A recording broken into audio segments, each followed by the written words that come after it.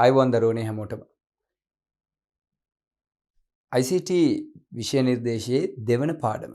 අපි දන්නවා පරිගණකය හැදින්වීම. නමුත් පුතේ අපි මේ පාඩම සාකච්ඡා කරේ ඉතිහාසය සහ පරිගණක දෘඩාංග කියන තේමාව යටතේ. ඉතින් මේ පාඩමේ අවසානම කොටස.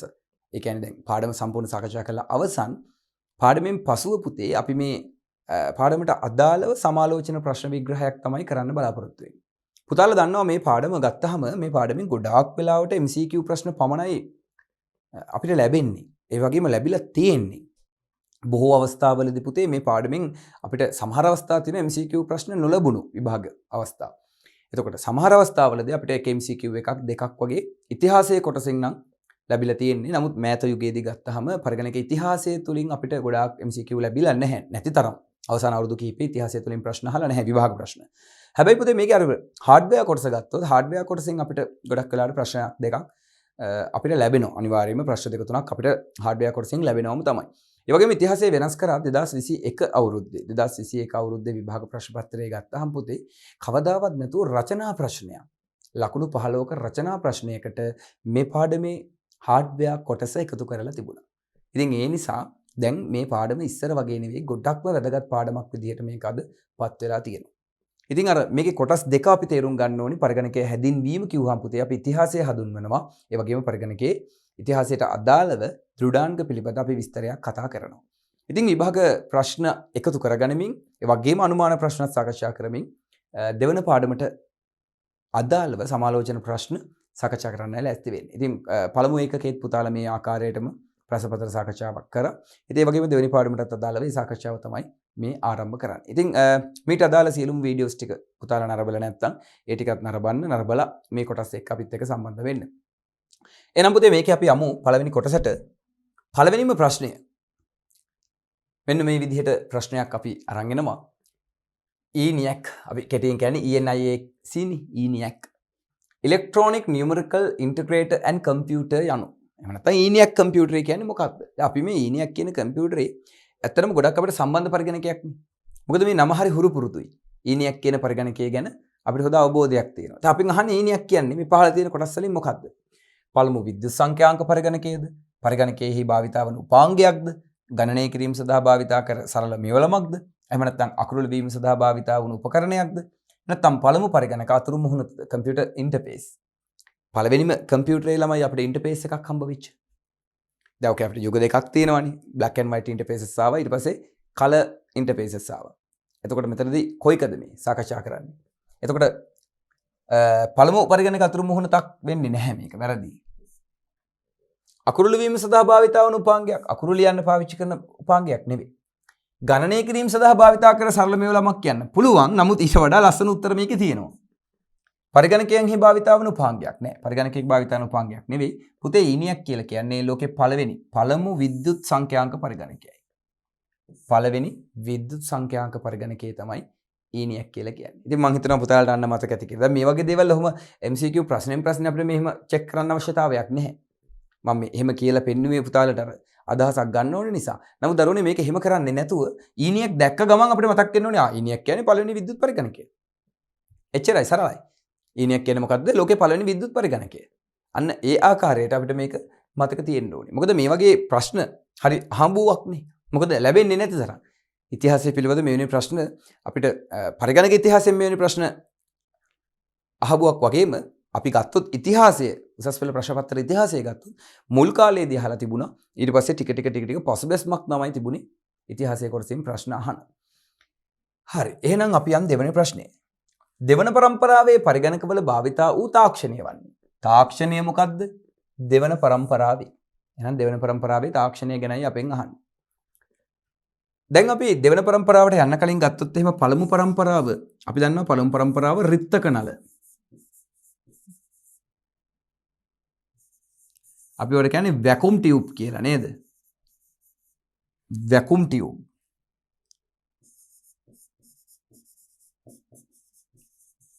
right.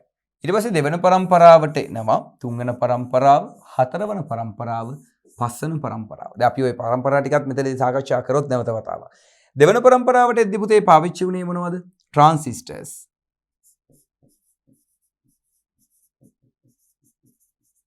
transistors. තුන්වන પરම්පරාවට එද්දි integrated circuit IC. හතරවන પરම්පරාව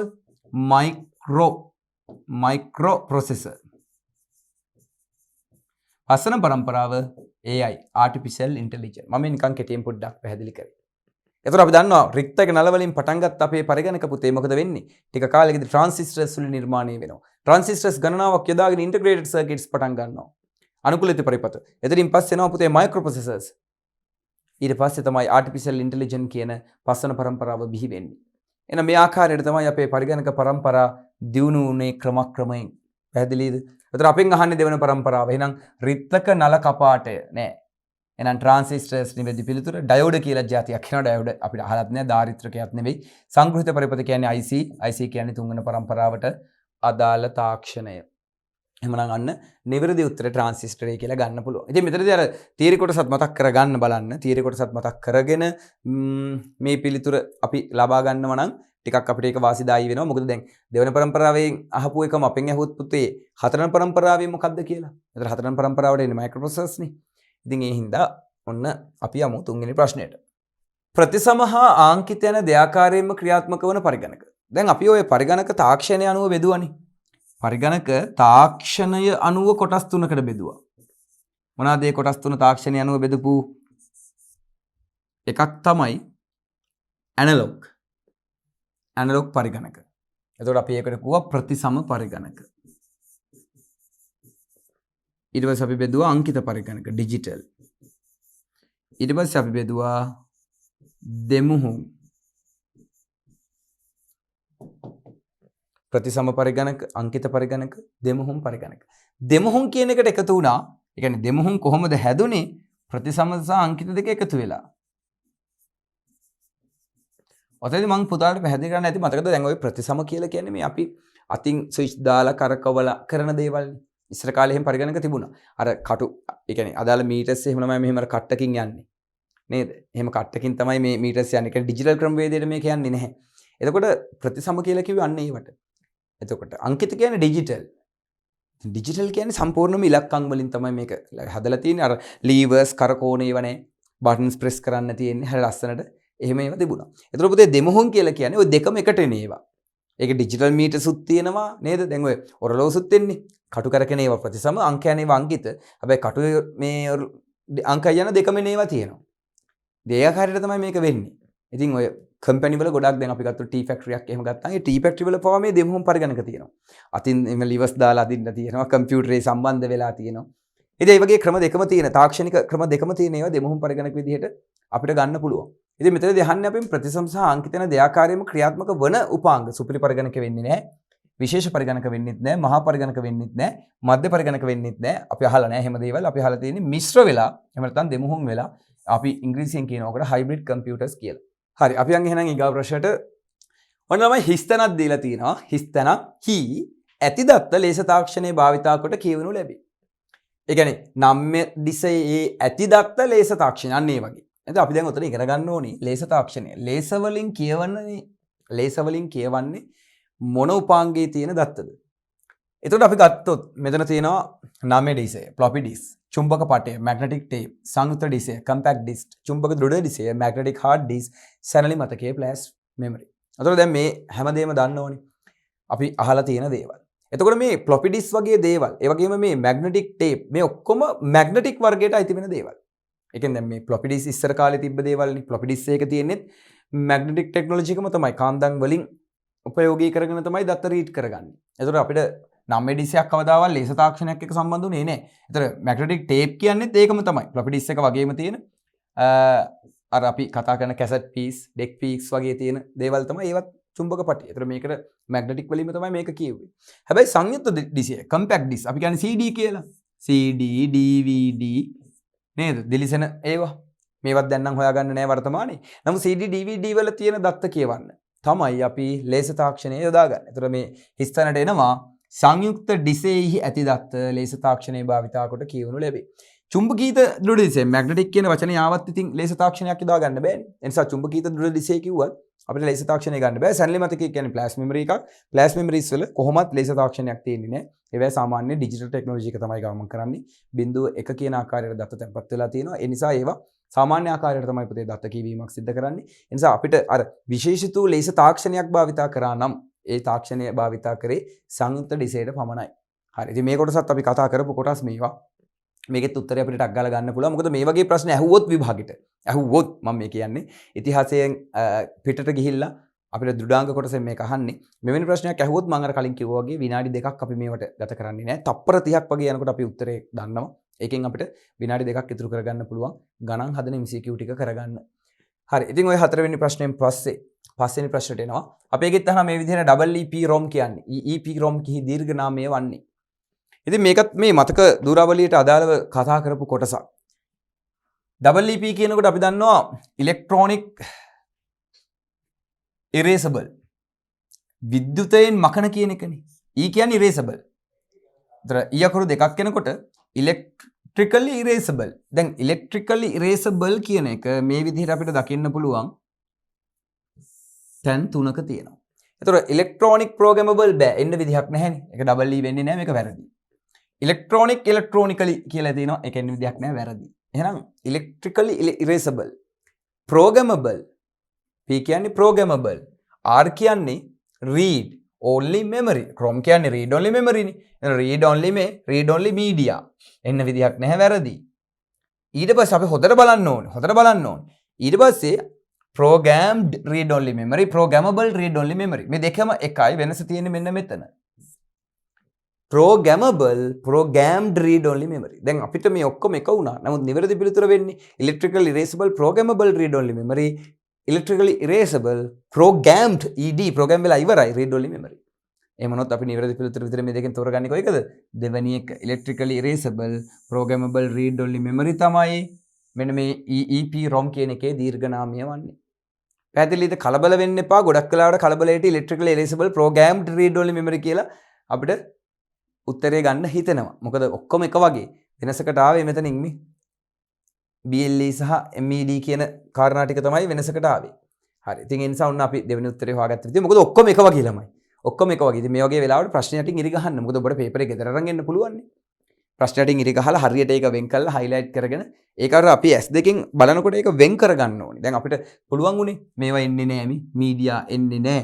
එතකොට මෙතනදී අපි ඉගෙන ගත්තා ඒක එතනින් ආවේ නෑ.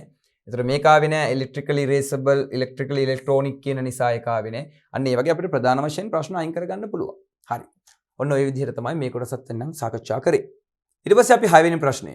විශ්ව ශ්‍රේණිගත bus කෙවණිය Universal Serial Bus USB ports සම්බන්ධයෙන් වැරදි වන්නේ මොනවාද? හරි. බලමු එහෙනම් අපි USB සම්බන්ධයෙන් වැරදි මොනවාද කියලා. 1. කෙවණිය හරහා. කෙවණිය කියන්නේ මොකද්ද පුතේ? පෝට් එක. කෙවණිය හරහා සිදුවන දත්ත සම්ප්‍රේෂණය වේගවත්ය. ඔව් USB පෝට් එක හරහා යන දත්ත වේගවත්. මෙමගින් සැපෙන විදුලියෙන් කුඩා පරිමාණ ඉලෙක්ට්‍රෝනික උපාංග ආරෝපණය කරන්න පුළුවන්. ඕනේ පුතේ USB පෝට් එකකින් අපි ෆෝන් එක charge කරනවා නේද? නොකරන දෙයක් නෑ. USB පෝට් එක හරහා නේද? අපි නොකරන දෙයක් නෑ. ඒ නිසා අපි USB පෝට් එක හරහා අනිවාර්යෙන් විද්‍යුතයක් ලැබෙන නිසා ඒ හරහා අපි ෆෑන් එකක් කරකව ගන්න පුළුවන්, ලයිට් එකක් ගන්න පුළුවන්, ෆෝන් එක රීචාර්ජ් කර ගන්න පුළුවන්, ස්පීකර්ස් වලට පවර් එක ගන්න පුළුවන්. ඕනෙම දෙයකට අපිට මේ විදිහට ආරෝපණයක් ගන්න පුළුවන්. 3. උපාංග සවිකිරීමේදී අදාළ ධාවන වැඩසටහන් පරිගණකයට ස්වයංක්‍රීයව ස්ථාපනය වන බැවින් මෙය plug and play ලෙස හැදින්වේ. දැන් ඔය ඉස්සර අපි කතා කරානේ කෙවෙනි ගැන කලින් පාඩමේදී serial bus port එහෙම. serial port එක, parallel port එක. දැන් මේවා plug and play නෙවෙයි. ඒවා හැම plug and play විදිහට පාවිච්චි කරන්න බෑ. PS2ත් බෑනේ. ඒතර මේ USB වලට විතරයි plug and play කියලා ආවේ. plug and play කියලා කියන්නේ පුතේ අපිට ඕනෙම වෙලාවක plug කරන්න පුළුවන්, ගලවන්න පුළුවන්. ඒ කියන්නේ plug කරා play කළා. ඒ කියන්නේ සෙල්ලම් කරා, plug කරා සෙල්ලම් කරා. ඒක unplug කරා. ඒ කියන්නේ ඕන වෙලාවක අපිට මේක USBත් එක්ක සම්බන්ධ කරන්න ඕන දෙයක් කරගන්න පුළුවන්. ඒක වෙනස තියෙන්නේ තමයි ධාවන වැඩසටහන් පරිගණකයේ ස්වයංක්‍රීයව. මොකද මේ USB එනකොට ඔය serial port සහ parallel port අයින් වෙන්නේ Windows 95 98 වගේ ඒවා අයින් එනකොටනේ. උතර Windows XP හරහා තමයි ටිකක් පරිගණක දියුණු වෙන්න ගන්නේ. උතර Windows XP හරහා වගේ වෙනකොට plug and play devices එනවා. එතකොට ඔය ඕනෙම device එකක් USB එක හරහා සම්බන්ධ කරනකොට ඊට අදාළ drivers පරිගණකයට ස්වයංක්‍රීයව ස්ථාපනය වෙනවා. ගොඩක් ඒවට එන්නේ නැහැ. දැන් printer එකක් එහෙම ගත්තාම printer එකක් අපිට default print out එකක් ගන්න පුළුවන් හැකියාව තියෙනවා. නමුත් printer එක මෙහෙවීමට අවශ්‍ය දායක වැඩසටහන් driver softwares අපි වෙනම පරිගණකයට ඇතුල් කරන්න ඕනේ. නමුත් අපි බහුතරයක් විදිහට ගත්තාම ගොඩාක් දේවල් අද USB හරහා එන ඒවා automatically පරිගණකයට drivers install වෙනවා. ඒ නිසා පරිගණකයේ තුලම අද මෙහෙයුම් පද්ධතියේ තුලම drivers තියෙනවා. ඒ නිසා plug and play විදිහට අද වැඩ කරන්න පුළුවන්. කොහොමද පුතේ මේ plug and play කියන වචනේ අපිට හුරු වෙන්නේ? plug කරා සෙල්ලම් කරා. ඒ වගේ අදහසක් තමයි මේකේ තියෙන්නේ. ඒ නිසා මේකත් හරි. මේ කියන කතාව හරි. මුද්‍රණ යන්ත්‍ර පරිගණකයට සම්බන්ධ කිරීම සඳහා USB කෙවණිය භාවිතා නොවේ. මුද්‍රණ යන්ත්‍ර තමයි මුද්‍රණ යන්ත්‍ර පරිගණකයට සම්බන්ධ කරන USB කෙවණිය භාවිතා කරන්නේ නැහැලු. ඔව් භාවිතා කරේ නෑ ඉස්සර. ඉස්සර කාලේ print එක සම්බන්ධ කරන්න පුළුවන් වුණේ අපිට serial port වලින් parallel port වලින්. මම ඒක පැහැදිලි කරානේ රෝස පාට port එකක් එහෙම තිබ්බේ ලොකු. pin 21ක port එකක් තිබ්බා. එතකොට ඉස්සර කාලේ එහෙම කරා. දැන් එහෙම නෑ. දැන් අපි තවදුරටත් serial port පාවිච්චි කරන්නේ නෑ. මොකද අපිට අද USB ports තියෙන නිසා අද අපිට printerේ ඍජුවම directlyම පරිගණකයට USB එක හරහා සම්බන්ධ කරන්න පුළුවන්. ඉතින් ඒ හින්දා මෙයා දැන් කියනවා USB කෙවණිය භාවිතා නොවේලු. නොවේ නෙවෙයි භාවිතා වේ. එහෙමනම් වැරදි ප්‍රශ්නය මේක. හැබැයි අපි පස්වෙනි එකත් කියවලා බලමු. පරිගණකයේ විසන්ධි කිරීමකින් තොරව අදාළ උපාංගයේ පරිගණකයෙන් විසන්ධි කර ගැනීමේ හැකියාව hot pluggable ලෙස හැඳින්වේ. මතකද අපි ඔක කිව්වා hot pluggable hot swappable. ඒ කියන්නේ අපිට පරිගණකය ක්‍රියාවිරහිත කරන්න අවශ්‍ය නැහැ. shut down කරන්න නැතුව අපිට plug ගලවන්න පුළුවන් USB. කම්පියුටර් shut down කරලා නෙමෙයි ගලවන්න ඕනේ. එහෙම නීතියක් නැහැ. hot pluggable. අයි මේක රත් වෙලා තියෙන්නේ. හරි hot pluggable කියන්නේ ඒකයි. USB එක දැන් දත්ත සංනිවේදනය සිද්ධ කරනවා. ඒ නිසා මෙතන විදුලිය ගමන් කිරීමක් සිද්ධ වෙනවා. ඒ නිසා මේක පෝට් එක රත් වෙලා තියෙන්නේ. එහෙනම් රත් වූ පෝට් එකකට අපිට මේ විදිහට ඕනෑ තරම් ඉඩපස්ටාව තියෙනවා. අන්ප්ලග් කරන්න. ඒ වගේම ප්ලග් කරන්න. ඉතින් ඕකට අපි කියව hot pluggable කියලා. එහෙනම් ඒක ඇත්ත. පරිගණකයක් විසන්ධි කිරීමකින් තොරව අදාළ උපාංගයේ පරිගණකයෙන් විසන්ධි කර ගැනීමේ හැකියාව hot pluggable කියලා කියනවා. හරි. ඉතින් මෙතනදී අසත්‍ය ප්‍රකාශයක් නිකන් තේරුමක් නැති ප්‍රකාශයක් විදිහට අපිට ගන්න තියෙන්නේ මුද්‍රණ යන්ත්‍රයේ පරිගණකයට සම්බන්ධ කිරීමට USB කෙවණි භාවිතා නොවේ කියන එක. ඉතින් මේ වගේ ප්‍රශ්නයක් කර මම කලින් කිව්වා වගේ තප්පර 30 40කින් ගන්න බෑ. හැම දෙයක්ම අවබෝධයෙන් කතා කරන්න ඕනේ. ඒ කියන්නේ අවබෝධයෙන් ඔබ කියවන්න ඕනේ දරුවනේ. ඒ විතරක් නෙවෙයි ඔබට Universal Serial Bus USB ports ගැන තියෙන අපේ දෙවෙනි පාඩමේ මේ මුළු කොටසම පුළුවන් වෙන්නත් ඕනේ. දැන් අපි හිතන්නේ මේ ප්‍රශ්නේම මෙහෙම නැතුව USB port සම්බන්ධයෙන් අහුවනම් USB port වල තියෙනවනේ 2.1 එක තියෙනවා USB type C තියෙනවා 3.0 තියෙනවා. ඒතර ඒවැ තියෙන වේගවන් USB 2.0 වලට වඩා 3.0 එකේ වේගය වැඩි. ඒතර hertz කීයකින් වේගය වෙනස් වෙනවද? ඒතර එක තප්පරයකට ගෙනියන්න පුළුවන් දත්ත ප්‍රමාණය කොච්චරද? type C එක තියෙන වෙනස්කම් මොනවද? එතකොට USB වර්ග වලට දැනට මේ වෙනකොට කොච්චර devices සංඛ්‍යාවක් තියෙනවද? ඉතින් මේ සියලුම දේවල් සාකච්ඡා කරපු නිසා මේ හරහා ඔබ ඒ ආభాෂය ගන්න. මොකද මෙතනින් මේකම වෙනස් කරලා වෙන ප්‍රශ්නයක් ආවොත් ඔබට උත්තර දෙන්න බැරි වෙනවා. ඉතින් ඒ නිසා මේ කොටසත් මේ ප්‍රශ්නෙත් එක්ක ඊට අදාළ තියරි කොටස පුතාලා හොඳින් අවබෝධ කරගෙන තිබිය යුතුයි. අපි යන් 7 වෙනි ප්‍රශ්නට සෙවුම් ඉෂ්ට චක්‍රයෙහි පියවර අනුපිළිවෙලින් දක්වන්න. සෙවුම් ඉෂ්ට චක්‍රය. අපි ඔකට කෙටියෙන් කියන්නේ ඒ නමම තමයි fetch decode execute කියලා. එතකොට ඒක පිළිවෙලින් අහනවා. දැන් අනුපිළිවෙලින් දක්වනකොට බලන්න ABCDE කියලා හතරක් එනවා. fetch next instruction ඊළඟ උපදේශක සෙවීම. encode the instruction උපදේශ කේතනය කිරීම, decode the instruction උපදේශ විකේතනය කිරීම, execute the instruction උපදේශ ක්‍රියාත්මක කිරීම. දැන් මේ විදිහට ඕකේ අපිට හතරක් දකින්න හම්බ වෙනවා. හැබැයි ඇත්ත මේ කියන කතාව. අපි ගත්තොත් එහෙම ඔන්න ඔය විදිහටනේ දැන් ඔය මේක ගමන් කරන්නේ. මේකේ ඇත්තටම හතරක් තියෙනවා. අපි මෙහෙම ගත්තොත් එහෙම ඇත්තටම හතරක් තියෙනවා. ඒතර ඒ හතරමද මේ තියෙන්නේ. මේ විදිහට හතරක් තියෙනවා. මේක හැම වෙලෙම කරකිනවනේ සෙවුම් ඉෂ්ට චක්‍රය කියලා අපි මේකට කියන්නේ. සෙවුම් ඉෂ්ට චක්‍රය. හී පියවර. ඒතර මෙතනක් තියෙනවා 9 3ක් නේ. සෙවුම් ඉෂ්ට චක්‍රය. එතකොට මේකේ මේ තියෙන වැඩිපුර එක තමයි පුතේ ස්ටෝ කියන එක. ස්ටෝ. ඒ කියන්නේ මොකද්ද? ගබඩා. අපිට පුළුවන් මේ සෙවුම් ඉෂ්ට චක්‍රය හරහා අපි කරගන්න දේවල් ගබඩා කරගන්න. එතකොට ගබඩා කිරීම ගැන මේකේ දාලා නැහැ. මේකේ අපි අහපු නැති දෙයක් තියෙනවා. අහපු නැති දේ තමයි එන්කෝඩ්. අපි එන්කෝඩ් කියලා එකක් ගැන අහලා නැහැ සෙවුම් ඉෂ්ට චක්‍රේ. ඒ නිසා සෙවුම් ඉෂ්ට චක්‍රේ එන්නේ fetch. අපි ඒක ගන්නවා. උපදේශ සෙවීම. සෙවුම් කියන්නේ ඒකනේ. සෙවීම. ඔන්න හෙව්වා. ඒ කියන්නේ අපිට ඒ අකුර තමයි ඉස්සෙල්ලම එන්න ඕනේ. ඒතර මේකෙදි මම කෙලින්ම කපලා දානවා හතරවෙනි ප්‍රශ්නේ. B C හා D. මොකද ඒ අනිවාර්යෙන් එන්න ඕනේ. එහෙනම් මෙතන ඒ තියෙන ඒවා ගොඩක් තියෙනවා. ඊගාවට මොකක්ද දෙන්න ඕනේ? fetch. ඊට පස්සේ C එන්න ඕනේ ඊගාවට. මොකද මේක වෙන්නේ ගැළපීම එහෙමනේ. fetch. මෙතනින් පස්සේ එනවා decode. හරි. එහෙනම් ඔන්න C අකුරේ නේව තියෙන්නේ මෙතන එකයි. තුන්වෙනි එක විතරයි. හරි. මොකද BN ඒව එකක්වත් එන්නේ නැහැ ඒත් එක්ක මේ. ඒත් එක්ක BN එහෙම එකක්වත් එන්නේ නැහැ. ඉතින් ඔක්කොම ටික කැපිලා යනවා. මොකද C විතරයි උත්තරේට එන්නේ. ඊට D අනිවාර්යෙන් එනවා execute, fetch, decode, execute තමයි උත්තරේ විදිහට එන්නේ. දැන් ඒව අපිට ටක් ගාලා අවබෝධයෙන් ගන්න පුළුවන්. පාඩම ගැන දැනන් හිටියේ නැතත් කමක් නැහැ. මොකද අපි දන්නවා save මිශ්‍ර චක්‍රයට encode කියලා එකක් එන්නේ නැහැ. එතකොට B අකුර තියෙන එකක්වත් උත්තරේ විදිහට එන්නේ නැහැ මේ. 5 ආවෙත් නැහැ, 4 ආවෙත් නැහැ, 2 ආවෙත් නැහැ, 1 ආවෙත් නැහැ. B අකුර නැති එකම උත්තරය තියෙන්නේ 3 විතරයි. එහෙම ගන්නත් පුළුවන්. එහෙම නැත්නම් fetch, decode, execute කියලා මේක අවබෝධයෙන් ගන්නත් පුළුවන්. මේක පුතේ 4 වෙනි එක විදිහට එන්නේ stop. අවසානයේදී execute කරපු එක අපිට ගබඩා කරන්න පුළුවන්. හරිද? අපිට අවසානයේ ගබඩා කරන්න පුළුවන්. ඒක සදාහනක් කරන්න නැතුව මෙතන encode කියලා දාලා තියෙනවා. ඒතර අපි කලබල වෙලා මොකද කරන්නේ? මෙතන A B C D හා D කියන ඔක්කොම ටික ගන්නවා උත්තරේට. ඒතර යා විතරක් හතරක් තියෙද්දි අනිත් අතර තුනක් යන විදිහකුත් නැහැනේ. ඉතින් ඔන්න ඔය විදිහට අපිට ඒක කල්පනාකාරීව එක එක ක්‍රම වලින් මේකේ නිවැරදි පිළිතුර අපිට ලබා ගැනීමේ හැකියාවක් තියෙනවා.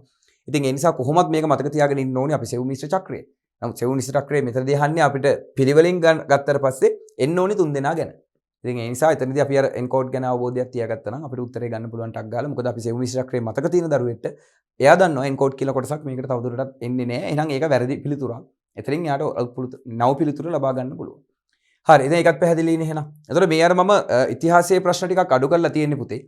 මම පටන් ගනිද්දි කිව්වා අපි තාමත් කතා කරේ එක ප්‍රශ්නයක් ඉතිහාසය පිළිබඳ. අනිත් ප්‍රශ්න ටිකට මම වැඩිපුර බර තිබ්බේ හાર્ඩ්වෙයාර් කොටස් වලින්. මොකද මතක දූරාවලිය, ඒ වගේම අපේ දෘඩාංග කොටස්, මතක කළමනාකරණය. ඉතින් මෙන්න මේ ටික වැඩිපුර මේ MCQ ප්‍රශ්න විදිහට අරගෙන ආවේ. මොකද විභාගයේදී වැඩිපුරම ફોකස් කරන්නේ මේ දේවල් නිසා. ඉතිහාසයෙන් ගොඩක් වෙලාවට ප්‍රශ්න අහනවා හරි අඩුයි දැන්. නමුත් අපි පොඩ්ඩක් ඉස්සරහට ඒ ගැනත් කතා කරමු. හරි 8 වෙනි ප්‍රශ්නය. පහත දැක්වෙන ප්‍රකාශ සලකන්න. ඔන්න ප්‍රකාශ හතරක් තියෙනවා. අපෙන් අහන්නේ සත්‍ය වන්නේ මොකක්ද කියලා. එහෙනම් සත්‍ය වෙන ප්‍රකාශ ටික මොනවද කියලා බලමු. A. සසම්භාවී ප්‍රවේශ මතකය random access memory RAM නශ්‍ය මතකයකි. ඔව් අපි දන්නවා මතකයේ කොටස් දෙකකට බෙදනවා අපි නශ්‍ය මතකය සහ නශ්‍ය නොවන මතකය. volatile memory සහ non volatile memory කියලා. නශ්‍ය මතකය කියලා කියන්නේ පුතේ විදුලි බලය මත රඳා පවතින මතකය. විදුලි බලය නැති වුණාට පස්සේ ඒ තියෙන මතකය විනාශ වෙලා යනවා. එහෙනම් අපි දන්නවා කොහොමද මේවා අද හුරු පුරුදුයි අපිට RAM එක කියන්නේ නශ්‍ය මතකයක්. මොකද විදුලි බලය විසඳුනහම මතකේ විනාශ වෙලා යනවා. එහෙනම් මේ ප්‍රකාශය හරි. සසම්භාවී ප්‍රවේශ මතකයේ නශ්‍ය මතකයේකි. ඒක හරි. දෘඪ තැටිය ද්විතීක මතකයේකි. ඔව්. අපි දන්නවා අපේ පරිගණකයේ තියෙන මතකයන් අපි බෙදනවා. ප්‍රාථමික මතකය එහෙම නැත්නම් අපි කියනවා ප්‍රධාන මතකයන්. primary memories ප්‍රධාන මතක. ඊට පස්සේ ද්විතීක මතක දෙවනියට තියෙන මතක. ද්විතීක ආචායනීය secondary storage. ඊට පස්සේ අපි බෙදනවා ternary තුන්වෙනි පාර්ශවයේ තියෙන මතක. ඊට පස්සේ අපිට බෙදන්න පුළුවන් දුරස්ත මතක remote storages. එතකොට පරිගණකයක ප්‍රධාන වශයෙන්ම පරිගණකයට අවශ්‍ය සකසනයට ළඟින්ම තියෙන මතකය, සකසනයට අත්‍යවශ්‍ය මතකය තමයි RAM එක. RAM එකෙන් පස්සේ ඊගාවට තියෙන්නේ ළඟම මතකයේ ප්‍රධාන මතකය කියන්නේ. RAM එකට ගිහින් තමයි සකසනයට යන්නේ. එතකොට RAM එකට එන්නේ කොහින්ද? දෙවෙනියට. අන්න RAM එකට දෙවෙනියට එන්නේ hard එකේ. ඔක අපි වොන් නියුමන් ආකෘතියට අනුව තමයි පැහැදිලි කිරීම කරේ. එතකොට පුතාලට මෙතනදී අහන්නේ hard disk එක දෙවන අවස්ථාවේ මතකයක්ද? ද්විතීක ආචායනයක්ද? secondary storage එකක්ද? ඔව්. hard එක ද්විතීක ආචායනයක්. RAM එක ප්‍රධාන මතකයක්. primary storage එකක්. හරි. සුනම්ම්‍ය තැටියක කියලා මේකේ තියෙන්නේ. සුනම්ම්‍ය තැටියක සංගත තැටියකට වඩා දත්ත ගබඩා කළ හැක. කොහොමත් මෙතන සුනම්ම්‍ය කියන වචනේ දාලා තියෙන එකත් වැරදි. මොකද එතෙන්දීම වැරද්දක් තේරෙනවා අපිට. ඔක නම්ම්‍ය කියලාත් එන්න ඕනේ ප්‍රොපර්ටිස් එකට. අනික සංගත තැටියක කියන එකත් සංග්‍රහිත කියලාත් අපිට කියන්න පුළුවන් කම්පැක්ට් කියන එකට. නමුත් ඒ නැතත් අපිට මේ වචන දෙක ඒගොල්ලෝ හරියට දාලා දුන්නත් ප්‍රොපර්ටිස් එකක CD එකට වඩා දත්ත ගබඩා කරන්න පුළුවන් කියලායි කියන්නේ. බෑ පුතේ ප්‍රොපර්ටිස් එක ආවේ වර්ග 2යි මෙගාබයිට් 1.3යි වගේ ප්‍රමාණයක් ආව 3.4යි වගේ ප්‍රමාණයක්. ප්‍රොපර්ටිස් වර්ග 2 ආවේ MB වලින් මෙගාබයිට් වලින් ආවේ මෙගාබයිට් 1 මෙගාබයිට් 3 වගේ තමයි ප්‍රොපර්ටිස් තිබ්බේ. CD එක ආවා මෙගාබයිට් 700. එතන මෙගාබයිට් 700ක් ගබඩා කරන්න පුළුවන්කම තිබ්බ CD එක. ඒ නිසා CD වල තමයි වැඩිපුර ගබඩා කරන්න පුළුවන්. එතකොට C වැරදි. 4 රෙජිස්ට්‍රි මතකයට වඩා සැනලි මතකය දත්තවල ප්‍රවේශ වීමට ගන්නා කාලය අඩුයි. පුතේ ලෝක වේගවත්ම මතකය නේද? ලෝකේ වේගවත්ම මතකය තමයි රෙජිස්ට්‍රි මතකය. එතකොට රෙජිස්ට්‍රි මතකයට වඩා සැනලි මතකය ෆ්ලෑෂ් ඩ්‍රයිවර්ස්, පෙන් ඩ්‍රයිව් වගේ දේවල් දත්තවලට ප්‍රවේශ වීමට ගන්න කාලය අඩුයිලු. දත්තවලට ප්‍රවේශ වීමට ගන්නා කාලය අඩුද වැඩිද? වැඩි. මොකද අඩු රෙජිස්ට්‍රි මතකයේ තමයි වේගයෙන් දත්තවලට ප්‍රවේශ වෙන්නේ. ඒ කියන්නේ ලෝක වේගවත්ම මතකය කියන්නේ. ඒ නිසා මේක අපිට වැරදි ප්‍රකාශයක් විදිහට ගන්න වෙනවා. ඒක ගන්න රෙජිස්ට්‍රි මතකයේ දත්තවලට ප්‍රවේශන වේගය වැඩි නිසා. පෙන් ඩ්‍රයිව් වල අඩුයි. ප්‍රවේශ වේගය පෙන් ඩ්‍රයිව් වල අඩුයි. මේක කියන්නේ රෙජිස්ට්‍රි මතකයට වඩා සැනලි මතකය දත්තවලට ප්‍රවේශ වීමට ගන්නා කාලය අඩුයි. ඔව්. කාලය අඩු වෙන්නේ අනිත් පැත්තට එනවනේ කාලය වැඩි. ඉතින් මේ අතරින් සත්‍ය ප්‍රකාශ වන්නේ අපිට AB විතරයි ගන්න වෙන්නේ. නිවැරදි පිළිතුර විදිහට. හරි. මේක පොඩ්ඩක් බලන්න මේක පැටලුම් සහගත වෙන්නේ නැති රෙජිස්ට්‍රි මතකයට වඩා සැනලි මතකය. දත්තවලට ප්‍රවේශ වීමට ගන්නා කාලය. දත්තවලට ප්‍රවේශ වෙනවා කියලා කියන්නේ. අන්න එතනයි ඔකේ ගැටලුව තියෙන්නේ. ප්‍රවේශ වෙනවා කියන්නේ අපි මොකක් හරි ස්ථානයකට ප්‍රවේශ වෙනවා, ළඟා වෙනවා. එතකොට ඔබ පෙන් ඩ්‍රයිව් එකක් කම්පියුටරේට ගැහුවට පස්සේ පුතේ පෙන් එකේ තියෙන දත්ත ටික පරිගණකයට ප්‍රවේශ වෙන්න ඕනේ. හැබැයි පෙන් එකක් ගහපු ගමන් අර අපිට පොප් අප් වෙලා මයි කම්පියුටර් වගේ ඕපන් වෙනවනේ ඩයලොග් බොක්ස් එක. ඒක ඕපන් වෙන්නත් පොඩි වෙලාවක් යනවා. ඒ නිසා ප්‍රවේශ වීමට ගන්නා කාලය අඩු නෑ, කාලය වැඩි. ටිකක් වෙලා යනවා එන්න. එක පාට තප්පරෙන් දෙකකින් එන්නේ නැහැ. පෙන් එකකට ෆයිල් එකක් කොපි කරත් කොච්චර වෙලා යනවද? ප්‍රවේශයට. ඒ නිසා ඒක පෙන් ඩ්‍රයිව් වලදී ප්‍රවේශ වේගය වැඩි. ඒකයි මම මේ කිව්වේ. හැබැයි මේ රෙජිස්ට්‍රි මතකේ එහෙම නෑ. රෙජිස්ට්‍රි මතකේ ඇයි එච්චර ප්‍රවේශ වේගය වැඩි? ඒ කියන්නේ සෝරි ප්‍රවේශ වේගය අඩු අනිත් පැත්ත. මොකද මෙයා ඉන්නේ සකසනය තුලමයි. සකසනයට ළඟින්ම තමයි රෙජිස්ට්‍රියේ ඉන්නේ. ඒ තියෙන දුර අඩු නිසා සකසනයට ටක් ගාලා නැනෝ තප්පර ගානකින් දත්තවලට ප්‍රවේශ වීමේ හැකියාව තියෙනවා. ඒ නිසා අපිට ඊට සාපේක්ෂව මේක වැරදි ප්‍රකාශයක් විදිහට තමයි ගන්න වෙන්නේ. එහෙම නම් නිවැරදි ප්‍රකාශය A හා B පමණි. හරි. ඔන්න දැන් ගොඩක් අපිට මතක කළමනාකරණයට අදාළ කොටසකින් තමයි මේ ප්‍රශ්නේ අහලා තියෙන්නේ. රයිට්. 9 වෙනි ප්‍රශ්නේ. ගොනුවේ විශාලත්වයේ වැඩිම වන්නේ ෆයිල් එකක සයිස් එක වැඩි වෙන්නේ කිලෝබයිට් 1000කින් යුත් JPG ගොනුවක්. දැන් කිලෝබයිට් KB 1000ක් කියන්නේ සමානයි 1MB කියලා ගමුකෝ. 1024ක් ගන්න අපි ආසන්නව 1000ක් කියලා ගන්නවා. බයිට් 10000කින් යුත් PNG ගොනුවක්. බයිට් 10000ක් නේ.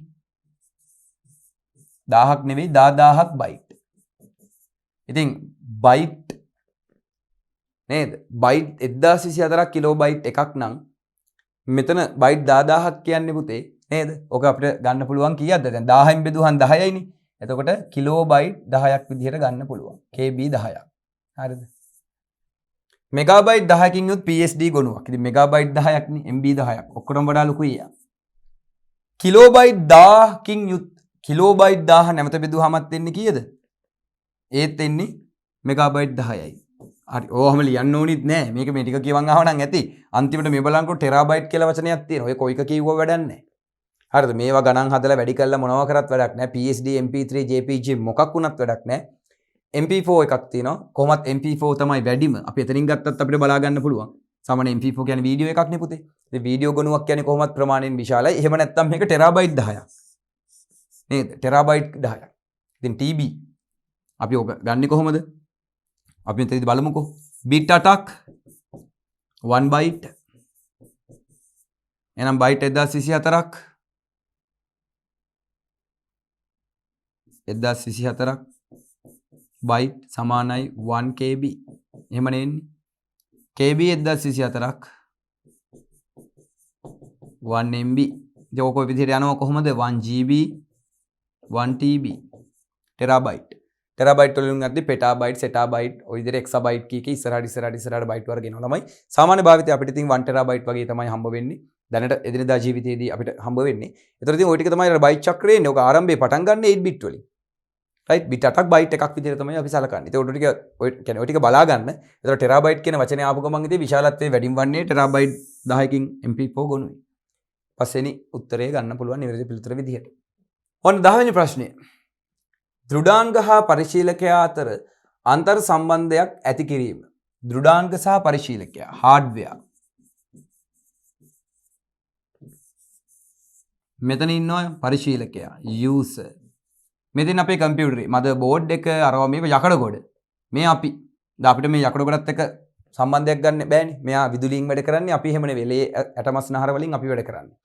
ඒ නිසා අපි දෙගොල්ලෝ අතර දැන් සම්බන්ධයක් නැහැ. අහන්නේ සම්බන්ධයක් ඇති කිරීම සඳහා හිස්තනක් මුදුකාංග යොදා ගනු ලැබේ. එහෙනම් මෙතෙන්ද මුදුකාංගයක් යොදා ගන්න පුළුවන්ලු සම්බන්ධයක් ඇති කරගන්න. මොනවාද? යෙදුම් භාෂා පරිවර්තක මෙහෙයුම් පද්ධති උපයෝගීතා සහායක. එහෙනම් අපි දන්නවා පුතේ කම්පියුටරයක මේ යකඩ ගොඩත් එක්ක අපිට සම්බන්ධයක් ඇති කරගන්න නම් අපිට ඒ පරිගණකයේ මෙහෙවීමට මේ හાર્ඩ්වෙයාර් කොටස් දෘඩාංග කොටස් මෙහෙවීමට මොකක්ද අපිට අවශ්‍ය? OS එක. ඔපරේටින් සිස්ටම් එක. එහෙනම් 10 වෙනි ප්‍රශ්නය නිවැරදි පිළිතුර මෙහෙයුම් පද්ධති කියලා අපිට ගන්න පුළුවන්. ඉතින් ඒවනම් ලේසි ප්‍රශ්න මම එකයි කිව්වේ අපිට මේ දෙවෙනි පාඩමේ තියෙන MCQ ගත්තාම ඇත්තටම හරි ලේසි ප්‍රශ්න. ඒකින්ද තමයි විභාගයට ප්‍රශ්න අහන්නේ නැත්තේ. හරිම කලාතුරකින් තමයි ප්‍රශ්න දෙක තුනක් අහන්නේ. ඔය මතක දූරාවලිය කොටසෙන් තමයි වැඩිපුර ප්‍රශ්න අහලා තියෙන්නේ. ඉතින් අපි මේ විදිහට ප්‍රශ්න සාකච්ඡා කරගෙන යමු ඉදිරියේදී අපි නමුත් මේ ගන්න ආభాෂය, ඒ ගන්න උත්සාහය පාඩම ආවරණය කර ගැනීමට ලොකු රුකුලක් වෙනවා. මොකද අපිට පාඩම අමුතුවෙන් එතකොට පුතේ පාඩම් කරන්න ඕනේ නැහැනේ. මේ MCQ ටිකක් සාකච්ඡා කරගෙන MCQ ටික අවබෝධ කරගත්තාම මුළු පාඩමම කවර් වෙලා තමයි තියෙන්නේ. හරි. එහෙනම් අපි ඊගා ප්‍රශ්නෙට.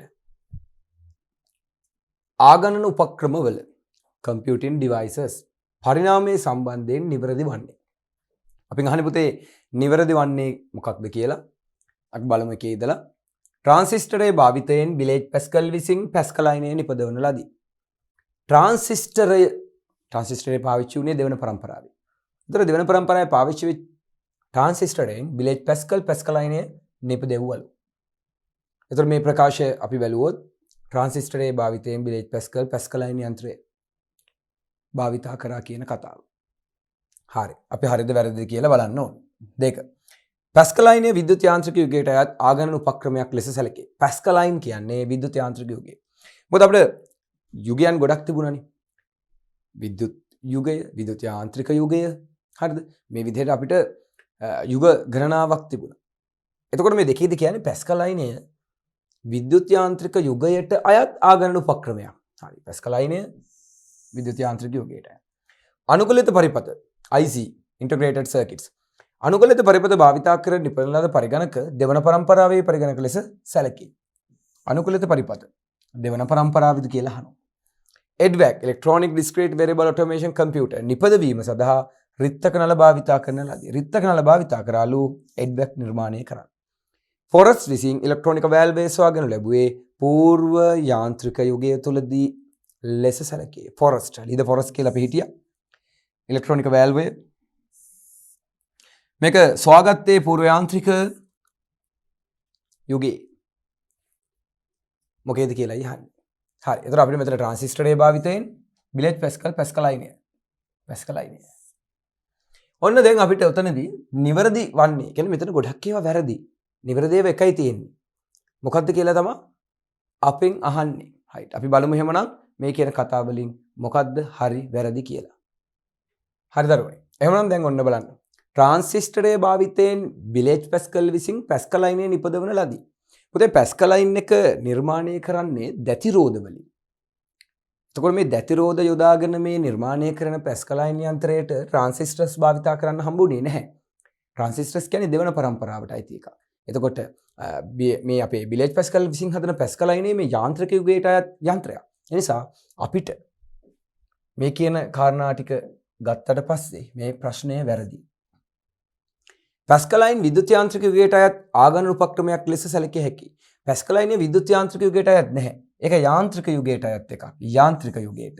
ඒ නිසා අපිට මේකත් වැරදි ප්‍රකාශයක් විදිහට ගන්න වෙනවා.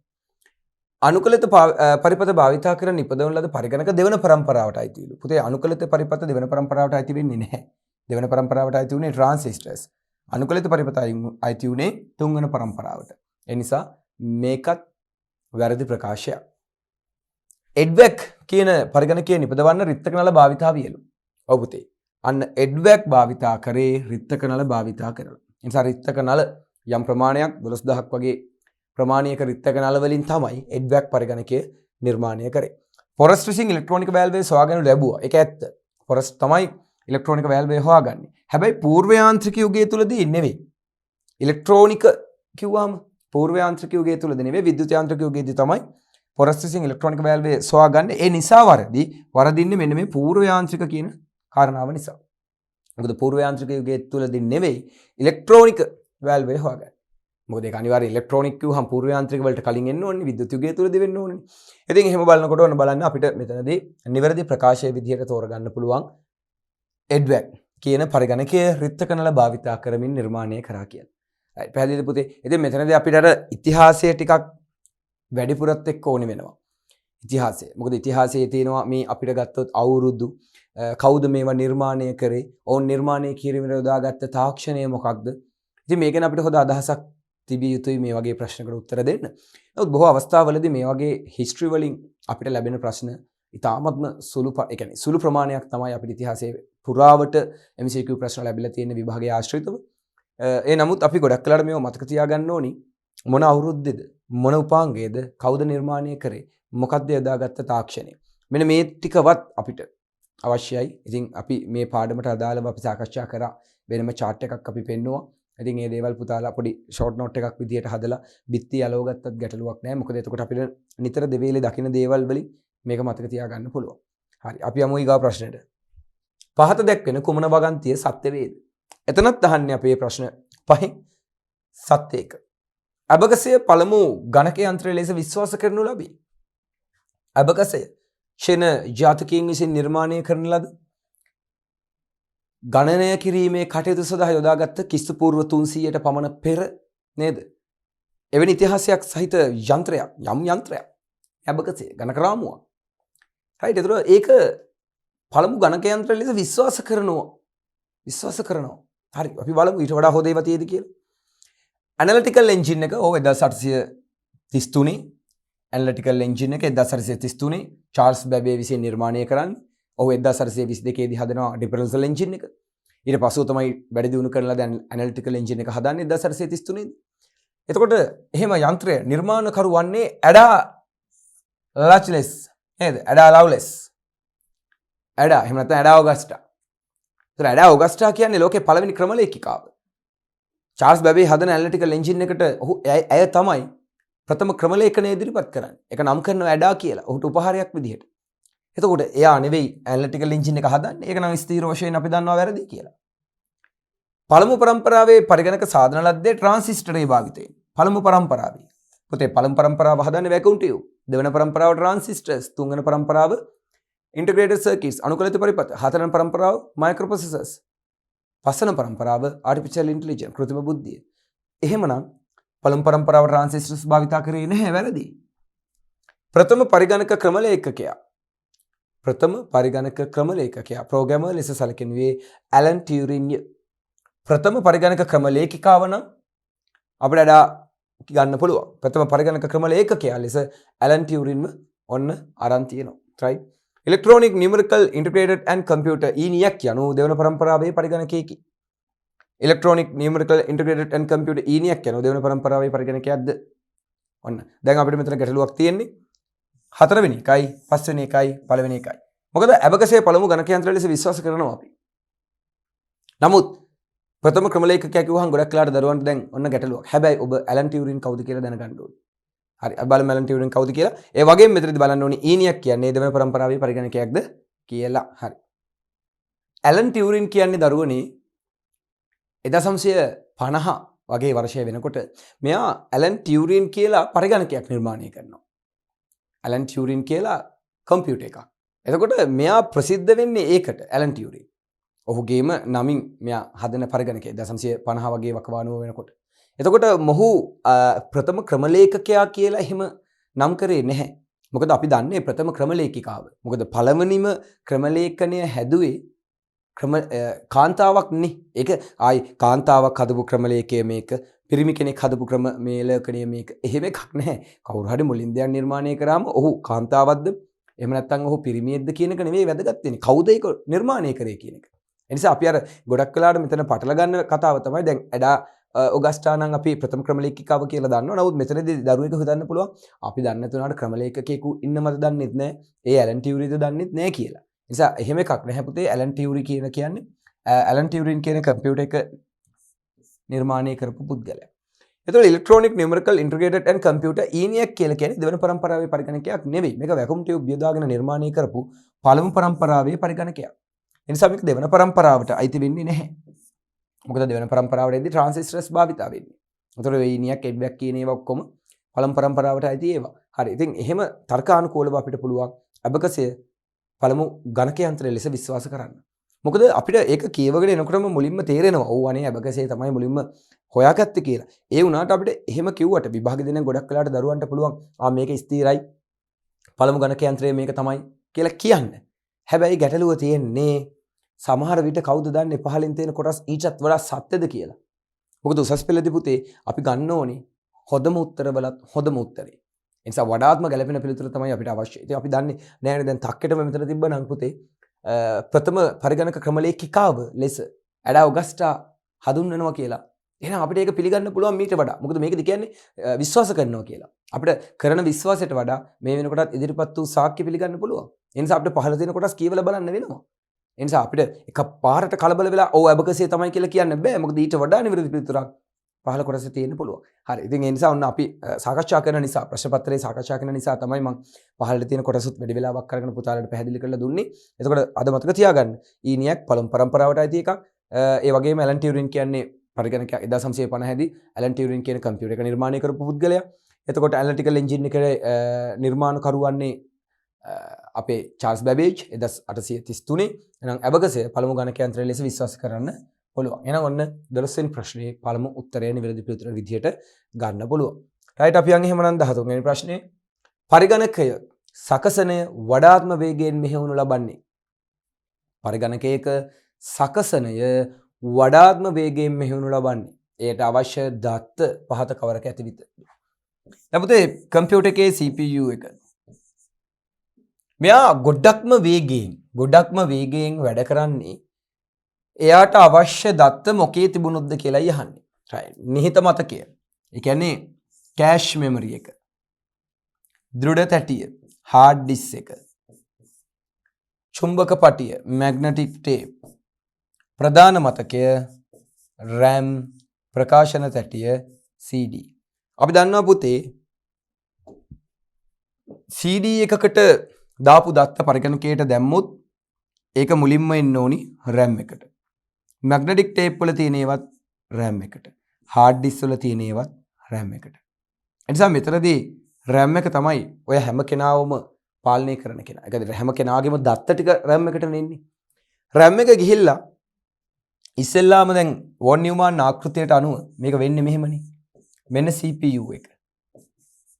මෙන්න ප්‍රධාන මතකය RAM එක. ඊට පහලින් ඉන්නවා HDD එක, hard disk drive එක, අපි කියනවා secondary storages. RAM එකට තමයි input එන්නේ. hard එකෙන් RAM එකටයි එන්නේ. RAM එකෙන් ওই hard එකට එන්නේ. RAM එකෙන් ওই output යන්නේ. RAM එකෙන් තමයි CPU එකට යන්නේ. CPU එක සකස් කරලා එවන්නේත් RAM එකටමයි. මේක තමයි වොන් නියුමාන් ආකෘතියට දාලා මේ කොටස. RAM එකේ තියෙන දත්ත අපි සකසනයට යවනකොට අපි මෙන්න කෑෂ් මෙමරි එක මේ විදිහට නිහින මතකයේ තුල තැම්පත් වෙමිනුයි ගමන් කරන්නේ. මොකද එකම දත්තේ නැවත වතාවක් අපිට අවශ්‍ය වුණාම ඒක ඔහු කෑෂ් මෙමරියෙන් තමයි ලබා ගන්න. අපි ෆොටෝ එකක් පුතේ එකපාරක් ඕපන් කරනකොට ඒක RAM එකේ ඉස්සර CPU එකට යනකොට කෑෂ් එකේ ගබඩා වෙනවා. නැවත වතාවක් ඔබට මේ ෆොටෝ එක අවශ්‍ය වුණොත් ඒක ඒ වෙනකොටත් කෑෂ් එක තුල තියෙන නිසා සකසනයට පුළුවන් කමක් තියෙනවා වේගයෙන් මේ දත්තේ ලබා ගන්න. හැබැයි ඊටත් වඩා වේගවත් කෙනෙක් තමයි රෙජිස්ට්‍රි මතකයේ. මොකද රෙජිස්ට්‍රියේ සකසනය තුල ඉන්න නිසා රෙජිස්ට්‍රිය තමයි සකසනට වේගෙන්ම දත්ත ලබා දෙන්නේ. ඒ නිසා අපි කියන රෙජිස්ට්‍රි මතකයේ ලෝ වේගවත් මතකය කියලා. හැබැයි මෙතන එහෙම රෙජිස්ට්‍රි ගැන සඳහනක් වෙන්නේ නැහැ. අපිට චුම්බක පටි ගන්න බෑ, ප්‍රකාශන තටි ගන්න බෑ, දෘඩ තටි ගන්න බෑ. එහෙනම් උත්තරේ නිහිත මතකයේද ප්‍රධාන මතකයේද කියන එකේදී අපි බලමු පරිගණකයක සකසනය වඩාත් වේගයෙන් මෙහෙමනු ලබන්නේ ඒට අවශ්‍ය දත්ත මොකේ තිබුණාමද? එහෙනම් එයා ගොඩක්ම වේගෙන් වැඩ කරන්නේ. කොහොමත් එයා වේගෙන් වැඩ කරන්නේ ප්‍රධාන මතකයෙන් ලැබෙන දේවල් වලින් තමයි. හැබැයි ඊටත් වඩා වේගෙන් කටයුතු කරනවා පුතේ කෑෂ් මෙමරි එකේ එයාට අවශ්‍ය දත්ත තිබුණා. හැබැයි පළවෙනි පාර කෑෂ් එකේ මොකුත් නැහැ. RAM එකෙන් තමයි දත්තට කියන්නේ. හැබැයි RAM එකට වඩා RAM එකෙන් ලබා ගන්න දත්ත වලට වඩා වේගයෙන් මෙයා සකසනේ මෙහෙවන්නේ. මොකද RAM එකේ තිබිලා දත්ත සකසනයට යනකොට ප්‍රවේශ වේගය අඩුයි. මොකද ගොඩක් වෙලා යනවා ප්‍රවේශ වෙන්න. ඊටත් වඩා වේගෙන් ප්‍රවේශ වේගය ලබා දෙනවා කෑෂ් එක. කෑෂ් එක ඇස්සේ තියෙනවා L1, L2, L3, level 1, level 2, level 3 කියලා මතකයන් කොටස් තුනක්. එනිසා පුතේ කෑෂ් එකේ තිබ්බොත් තමයි ඊට RAM එකටත් වඩා වේගෙන් සකසනයට දත්ත මෙහෙවන්න පුළුවන්. එහෙනම් ඔන්න පැහැදිලිද ඔයාලට? උත්තරේ විදියට නිහිත මතකය ගන්න පුළුවන්. right. 14 වෙනි ප්‍රශ්නය. පරිගණකයට ලබා දී ඇති විදුලි බලය විසන්ධි කළ විට දැන් පරිගණකයට විදුලිය ලැබෙනවා. මේ විදුලිය විසන්ධි කළ විට පහත කුමන දෘඩාංග සංරචකවල ඇති දත්ත අහිමි වේද? අන්න හොඳ ප්‍රශ්නයක් පුතේ. අපි පරිගණකයක වැඩ කර ඉන්නකොට විදුලි බලය විසන්ධි වෙනවා. මේක අපි අධ්‍යක්ීම් තියෙන ප්‍රශ්නයක් නේ. අපිට ඕන තරම් අධ්‍යක්ීම් තියෙනවා පරිගණකයේ විදුලි බලය විසන්ධි වෙනවා. එහෙම වුණොත් දත්ත අහිමි වෙන්නේ මොකේද? පොතේ රෙජිස්ට්‍රිය තියෙන්නේ සකසනේ. අපි දන්නවා පුතේ අපිට තියෙනවා මතකයේ කොටස් දෙකක්. නශ්‍ය මතකය volatile memory, නශ්‍ය නොවන මතකය non volatile memory. නශ්‍ය කියන්නේ විදුලි බලය මත රදා නොපවතී. ඒ කියන්නේ විනාශ වෙලා යනවා. විනාශ වෙලා යනවා. විනාශ වෙලා යනවා. හැබැයි නශ්‍ය නොවන විනාශ වෙන්නේ නැහැ. එහෙනම් මේ අහන්නේ අපෙන් පුතේ නශ්‍ය මතක ගැන. විනාශ වෙන මතක. මොකද රෙජිස්ට්‍රිය විනාශ වෙලා යනවා. ඒ වගේම නිහිත මතකය විනාශ වෙලා යනවා. ප්‍රධාන මතකය විනාශ වෙලා යනවා. මේ තුන් දෙනාම නශ්‍ය මතක. හાર્ඩ් ඩිස්ක් එකේ තියෙන දත්ත තමයි පුතේ ස්ථිරව තියෙන්නේ. මොකද විදුලි බලය විසන්දි වෙලා නැවත විදුලි බලය ලැබිලා පරිගණකය ඔන් වෙන මොහොතේ අපි අවසාන මොහොතේ කර කර හිටපු දේවල් ටික අපිට ලැබෙන්නේ නැහැ. මෙහෙයුම් පද්ධතිය පවා නැවත වතාවක් ක්‍රියාත්මක වෙනවා. ඒ නිසා රෙජිස්ට්‍රි මතකයේ නිහිත මතකයේ ප්‍රධාන මතකයේ මේ සියලුම දෙනා සකසණයට දත්ත ලබා දෙන උපාංග තුනක්. එහෙනම් මේ තුන් දෙනාගේම තියෙන දත්ත ටික විදුලි බලය නැති වෙනකොට නශ්‍ය වෙනවා, විනාශ වෙනවා. අනේ බාන හොඳ ප්‍රශ්නයක්. ඒ නිසා අපිට හිතෙන්න පුළුවන් ප්‍රධාන මතකයේ යන්නේ නැද්ද නේ? RAM එකේ තියෙන දත්ත යනවා. අපි ඉගෙන ගත්තා මේවා.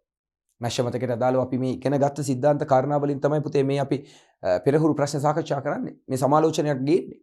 ඒ නිසා අපිට මේ පිළිතුර විදිහට A B සහ C සියල්ල මේ දත්ත සියල්ලගෙම දත්ත අහිමි වෙනවා කියලා උපකල්පනය කරන්න. උපකල්පනයක් නෙවෙයි ස්ථීරවම පුතේ දත්ත අහිමි වෙනවා. හරි පැහැදිලිනේ. එහෙනම් අපි යම් 15. අතීතයේ භාවිතා වූ විශාල ප්‍රමාණයේ මේන් ප්‍රේම් පරිගණකවල සිට වර්තමානයේ භාවිතා වන ඉහළ පරිගණන කියන්නේ මෙයාට දත්ත සකස් කරන්න පුළුවන් ගොඩක් වේගේ. ඒකයි පරිගණන හැකියාව. වර්තමානයේ භාවිතා වන ඉහළ පරිගණන හැකියාවක් ඇති පරිගණකයේ ඉහළ පරිගණක හැකියාවක් ඇති ප්‍රමාණයෙන් කුඩා සුහුරු ස්මාර්ට් ප්‍රමාණයෙන් කුඩායි. ඒ වගේම පරිගණන හැකියාව වැඩි. දැන් සකස් කිරීමේ වේගය වැඩි. එහෙනම් ස්මාර්ට් උපක්‍රම දක්වා පරිගණකයේ පරිණාමය වී ඇත. ඉස්සර කාලේ තිබු පුතේ විශාල ප්‍රමාණයේ පරිගණකවල ඉඳලා අද ඊට වඩා ගොඩක් ස්පීඩ් ප්‍රමාණයෙන් කුඩා උපක්‍රම දක්වා පරිගණකය වෙනස් වෙලාලු පරිණාමය වෙලාලු. පහත කුමන නිමවුමක් ඉනෝවේෂන් පරිගණකවල භෞතික ප්‍රමාණය අඩු කිරීමට දායකයේද? එහෙනම් ඉස්සර කාලේ තිබ්බ මහ විශාල පරිගණක මේ විදිහට අද තියෙන මෙන්න මේ ස්මාර්ට් පරිගණක දක්වා මේ විදිහට කුඩා වෙමින් ආවේ කොහොමද? ඔන්න අපි ඇඳ රූපය. මේ තියෙන අතීතය, මේ තියෙන අද වර්තමානය. අද වර්තමානයේ බලන්න පුතේ හැකියාව වැඩි, වේගය වැඩි, පරිගණන හැකියාව නේද, කාර්යක්ෂමතාවය සෑම දෙයක්ම වැඩි. එතකොට ඉස්සර කාලෙට වඩා අද වර්තමානයේ උපාංග කුඩා වෙලා වේගය වැඩි උනේ මොන ඉනෝවේෂන් එක නිසාද? නේද? මොන තාක්ෂණය නිසාද? අපිට කියනවා බස් දත්ත එහෙට මෙහෙට රැගෙන යන්න භාවිතා කරන කම්බි බසය අපි දන්නවා ඩේටා බස්, ඇඩ්‍රස් බස්. මේ විදිහට අපිට බස් වර්ග තුනක් හම්බ වුණා. යොමු බසය, ලිපින බසය, දත්ත බසය. රයිට්. ඊට පස්සේ අනුකලිත පරිපත IC රෙජිස්ටර්. ඔව් අපිට රෙජිස්ටර් එක දන්නවා අපි. ඝන තත්ත්ව මතක solid state memory, රිත්තක නල vacuum tube. පුතේ කීයටවත් රිත්තක නල භාවිතා වෙන්නේ නැහැ. IC නිසා වෙන්න බෑ. බසේ නිසා වෙන්න බෑ. ඒ නිසා අපිට රෙජිස්ට්‍රියක් ඝන තත්ත්ව මතක solid state memory වලට අපි කියනවා SSD. මේක තමයි අලුත්ම hard disk එක. මොකද ඉස්සර ආවේ පුතේ අපේ HDD මේක hard disk drive disk එකක් කැරකුණේ මේ විදිහට. දැන් මේක ඝන තත්ත්ව මතකයක් විදිහට disk අරවා මේවා මොකවත් නැහැ. මේකෙත් අලුත් එක ආවේ NVMe කියන ෆෝමැට් එකකින්. එහෙනම් hard disk තමයි ඉස්සර කාලේ භාවිතා වුණේ. හැබැයි අද අපි අතේ ගෙනෙන ජංගම දුරකථනය ඇතුලේ පුතේ hard disk එකක් නැහැ. අද අපි පාවිච්චි කරන අලුත්ම ලැප්ටොප් වල hard disk නැහැ. ඒ නිසා අද අපි භාවිතා කරන ගොඩක්ම ස්මාර්ට් devices වල පරිගණකවල තියෙන පුතේ solid state drive. ඒ නිසා අද මේ අපි දකින වර්තමාන තාක්ෂණය තුල සුපිරි සොයා ගැනීමක් විදිහට අපිට ඝන තත්ත්ව මතක යොදා ගන්න පුළුවන්. ඒ නිසා අපේ පරිගණකවල භෞතික ප්‍රමාණය අඩු කිරීමට මෙන්න මේ ඝන තත්ත්ව මතක අපිට දායකත්වයක් සැපුවා. දැන් ඔය hard disk එකක් මං හරි ප්‍රමාණයෙන්ද පුතේ දැන් මෙන්න මේ වගේනේ hard disk එකක්. සමහර SSD මේ ප්‍රමාණයට මෙන්න ඒවා තියෙනවා. නමුත් NVMe එකක් ගත්තොත් SSD වලට අදාළව මෙන්න මේ වගේ පොඩි එකක්. පැහැදිලිද පුතේ? මේ වගේ චූටි එකක්. ඒතර ඩිස්ක් මොකුත් කරකෙන්නේ නැහැ. හරි පොඩි ඉඩක් තමයි ලබා ගන්න. ඉතින් පැහැදිලි ඇති hard disk දෙක තුනක capacity එක පවා මේක NVMe එකකින් ගන්න පුළුවන්. එතකොට අපිට පේරෙන ඇති පුතේ දැන් මෙච්චර විශාල එකක් මෙච්චර කුඩා වෙනකොට අනිවාර්යෙන් භෞතික උපාංගය කුඩා වෙනවා කියලා. හරි නේද? එහෙමනම් ඔන්න 15 වෙනි එකට උත්තරේ ඝන තත්ත්ව මතක. ඝන තත්ත්ව මතක. right. 16. තුන්වන පරම්පරාවේ පරිගණක පිළිබඳ නිවැරදි ප්‍රකාශය තෝරන්න. පුතේ දැන් තුන්වෙනි පරම්පරාව පාවිච්චි කරේ IC. විශාල තාප ප්‍රමාණයක් නිපදවයි. තාප. එහා මෙහා ගෙන යා හැකි ප්‍රමාණය විශාලයි. මිල අධික නොවේ. විශාල විදුලි පරිභෝජනයක් සිදු නොකරයි. අපෙන් අහන්නේ නිවැරදි ප්‍රකාශය. විශාල තාපයක් නිපදවන්නේ නැහැ. වැකුම් ටියුබ් වලදී තමයි විශාල තාපයක් මුදා හැරියේ. මොකද හරි විශාලයි. විදුලිය ගොඩක් අපත ගියා. විශාල තාපයක් නිකුත් කරා. එහා මෙහා ගෙන යා හැකිය. එහා මෙහා ගෙන යා හැකිය. IC එකක් සාමාන්‍යයෙන් මේ වගේ ප්‍රමාණයන් වලින් තිබ්බේ. මේ වගේ මේ කම්බි තියෙනවා. මෙන්න IC. ට්‍රාන්සිස්ටර් එක මෙහෙමයි ආවේ. ට්‍රාන්සිස්ටර් එක වැකුම් ටියුබ් එක සාමාන්‍යයෙන් මෙන්න මේ වගේ තිබ්බේ. ඔයගේ නිකන් බල්බ් එක වගේ ලොකු ඒවන්න ඕම. right. ඊට පස්සේ තමයි මයික්‍රෝප්‍රොසෙසර් එක ආවේ. මෙන්න මෙහෙම මයික්‍රෝප්‍රොසෙසර් එක. මේ වගේ ට්‍රාන්සිස්ටර්ස් ගොඩක් යොදාගෙන chip එකක් මේ වගේ හතර පැත්තම තියෙනවා. ගොඩාක් දත්ත ප්‍රොසෙස් කරන්න පුළුවන්. මයික්‍රෝප්‍රොසෙසර් එක. ට්‍රාන්සිස්ටර්ස් ඊට වඩා කුඩා වෙන්න පුළුවන්. නමුත් ඉච්චර ලොකු බලයක් නැහැ. එහෙනම් එහා මෙහා ගෙන යා හැකිය. ප්‍රමාණය විශාලයි. නැහැ ප්‍රමාණය විශාල නැහැ. ප්‍රමාණය විශාල වුණා පුතේ පළමු පරම්පරාවේ දෙවන පරම්පරාවේ පරිගණකවල විශාල ප්‍රමාණයේ පරිගණක තිබ්බා. ওই පරිගණකවල ප්‍රමාණය කුඩා වෙන්න බලපෑවනේ මේවා. එහෙනම් ප්‍රමාණය විශාල නැහැ. මිල අධික නොවේ. මිල අධික නොවේ. ඒක හරිද? මිල අධිකද නැද්ද? චුට්ටක් බලමු. විශාල විදුලි පරිභෝජනයක් සිදු නොකරයි. විශාල විදුලි පරිභෝජනයක්. දැන් විශාල විදුලි පරිභෝජනයක් කරනව වැකුම් ටියුබ් වල. එන්න පුතේ විදුලිය පරිභෝජනය අඩු කරගන්න තමයි මෙයාලට ඕනි උනේ.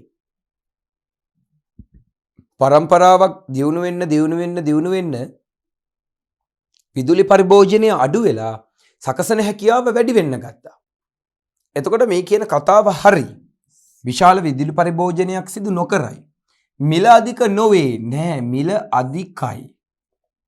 මිල පොඩ්ඩක් අධික වුණා. ඉස්සර කාලේ වගේ නෙවෙයි. එතකොට එහා මෙහා ගෙන යා හැකිය.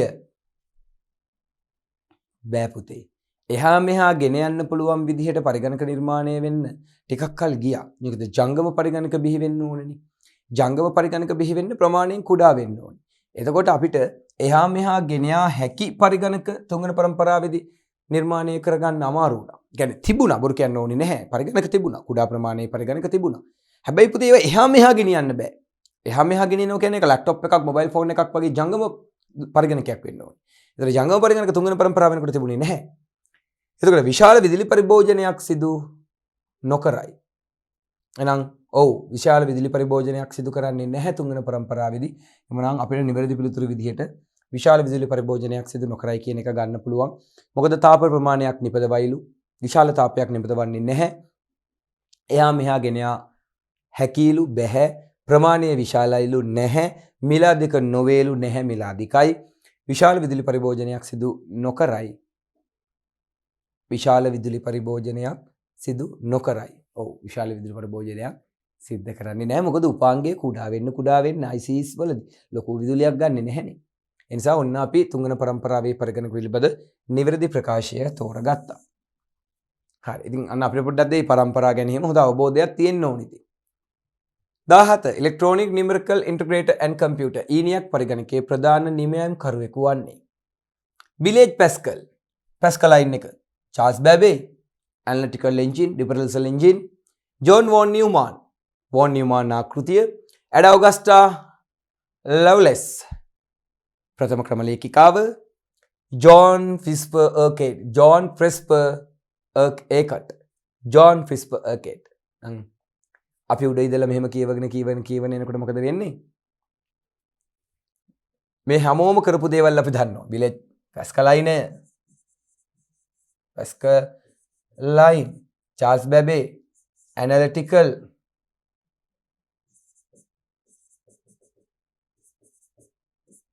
ඒ වගේම differential.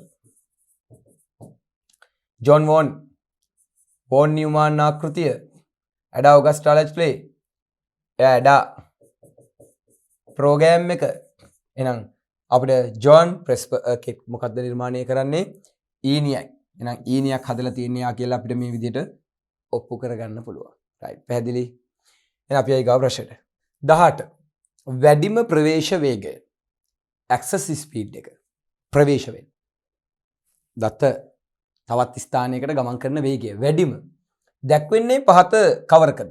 ප්‍රවේශ වේගය. වැඩියෙන්ම දැක්වෙන්නේ පහත කවරකද කියලායි අහන්නේ. extended memory විස්තෘත මතකය, register මතකය, සැනලි මතකය flash memory, නිහිත මතකය cache memory, අතත්ත්ව රූපී මතකය virtual memory. එතකොට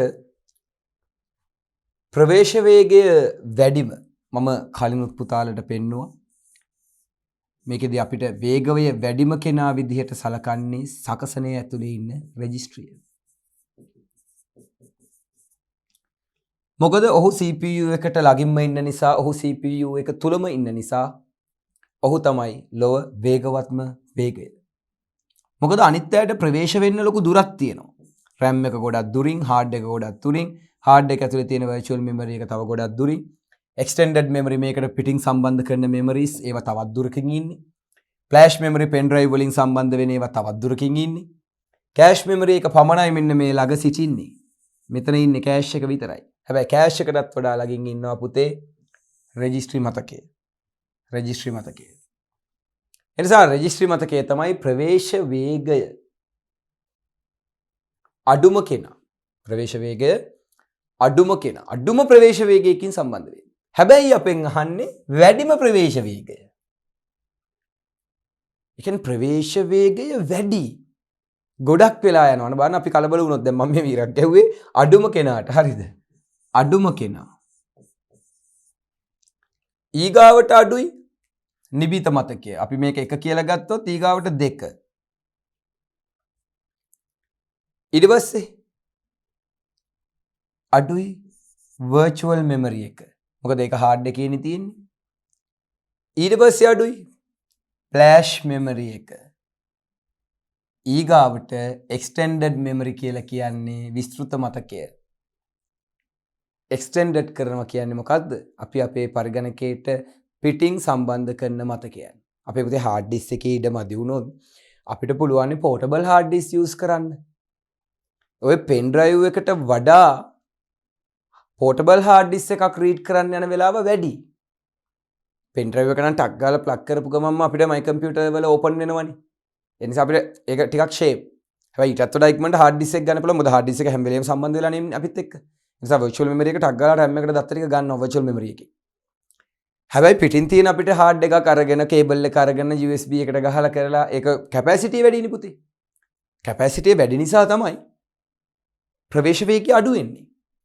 capacity එක අඩු වෙන්න ඕනෙම දෙයක් තමයි බර අඩු වෙනකොට අපිට වේගෙන් අරගෙන යන්න පුළුවන්.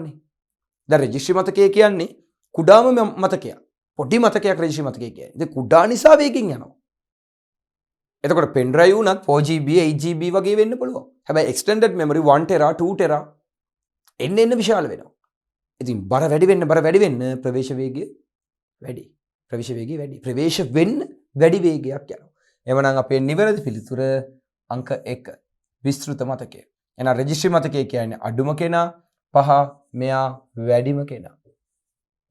හරි. අන්න පටල ගන්න එපා. කලබල වෙන්න එපා. අපිට එකපාරට දෙන්න පුළුවන් ප්‍රවේශ වේගයේ access speed එක රෙජිස්ටර්. එහෙම නෙමෙයි මම රෙජිස්ටර් එක හැව්වේ. ඒකයි රෙජිස්ටර් කියන කෙනා තමයි අංක 1ට ඉන්න කෙනා ප්‍රවේශ වේගය අඩුම. එයා ගැන අපි දන්නවා. එයා ගැන අපි නිතර කතා කරලා තියෙනවා. හැබැයි වැඩිම කෙනා ගත්තාම පුතේ දැන් මෙතන විස්තෘත මතකයේ තිබුණ නැත්තම් එන්නේ සැලලි මතකයේ. pen drive, memory chip නේද? මේවා තමයි ඊගාවට ඉන්නේ. ඒ නිසා අපිට හැම වෙලේකම අපි හොඳට බලන්න ඕනේ අවබෝධය. කාවද මේ වෙලාවේ උත්තරයට යොදාගන්නේ කියලා. එහෙනම් වැඩිම ප්‍රවේශ වේගයක් විස්තෘත මතකයට තියෙනවා. 19 වෙනි ප්‍රශ්නේ. සසම්භාවී ප්‍රවේශ මතකය RAM මොඩියුල නිරන්තරයෙන් සංසන්දනය කරනු ලබන්නේ හිස්තැනක් මගින් මනිනු ලබන ඒවායේ ධාරිතාව සහ හිස්තැනක් මගින් මනිනු ලබන වේගය පදනම් කරගෙනය. පොතේ රැම් එකක සසම්භාවී ප්‍රවේශ මතක රැම් එකක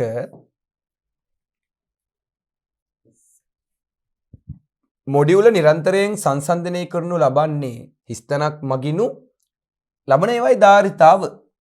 ඒ කියන්නේ හිස්තැනට එන්නේ ධාරිතාව සහ මේ හිස්තැන මගින් මනිනු ලබන වේගය. එහෙනම් අපෙන් මේ අහන්නේ පුතේ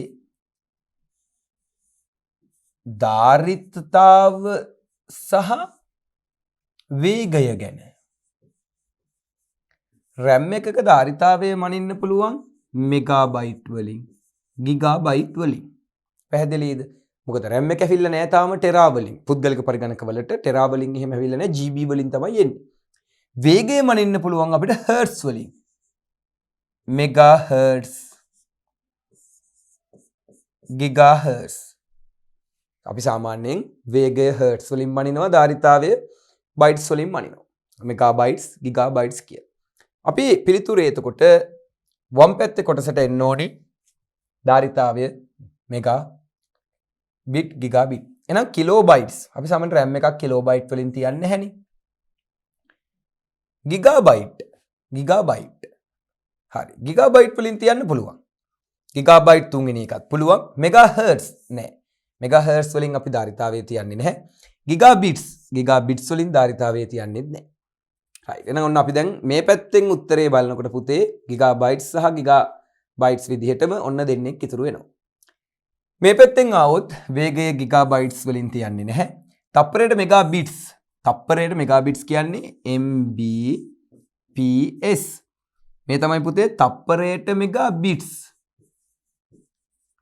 තප්පරයට මෙගාබයිට් කියලා આવොත් බයිට්. හොඳට බලන්න. තප්පරයට මෙගාබයිට් කියලා આવොත් B අකුර කැපිටල් වෙන්න ඕනි මේ. ඔන්න ඕවත් ඉගෙන ගන්න. B අකුර සිම්පල් આવොත් බිට්ස්. B අකුර කැපිටල් આવොත් බයිට්ස්. හරිද? Bits bytes. එතකොට මෙතනදී කියනවා තප්පරයට මෙගාබිට්ස් තප්පරයකට මෙගාබිට්ස් තියෙන්නේ sannivedanayේදී නේද? අන්තර්ජාල වේගය එහෙම බලන්න තප්පරයකට මෙගාබිට්ස් පාවිච්චි කරන්න පුළුවන්. පැහැදිලිද? ඒක එන්නේත් නැහැ. එහෙනම් තප්පරයට මෙගාබිට්ස් කියලා මෙතනක් තියෙනවා. ඒක එන්නේත් නැහැ. එතකොට කිලෝහර්ට්ස් ගන්න පුළුවන්. කිලෝහර්ට්ස් වලින් උත් අපි RAM එකක වේගය බලන්නේ නැහැ. ඒක ගත්තට වැරද්දක් නැහැ. හරිද? KHZ කියලා නමුත් ගන්නෙ නැහැ. මෙගාහර්ට්ස් සහ ගිගාහර්ට්ස් තමයි යොදාගන්නේ. දැන් බලන්නකො උත්තර ටික ඉතුරු වෙච්ච විදිහ එනවා.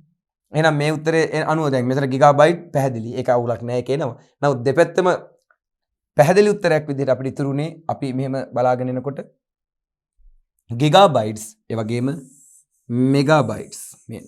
එහෙනම් උත්තරේ එන්නේ ගිගාබයිට් GB අපි දමු 4GB RAM එකක් මෙගාහර්ට්ස් වේගයක්. 4GB RAM එකක් මෙගාහර්ට්ස් වේගයක්. හරි. එහෙනම් ඔන්න අපි දැන් බලමු සසම්භාවී ප්‍රවේශ මතක මොඩියුල නිරන්තරයෙන් සංසන්දනය කරනු ලබන්නේ ගිගාබයිට්ස් මගින් මනිනු ලබන ඒවායේ ධාරිතාව සහ මෙගාහර්ට්ස් මගින් මනිනු ලබන වේගය පදනම් කරගෙනය.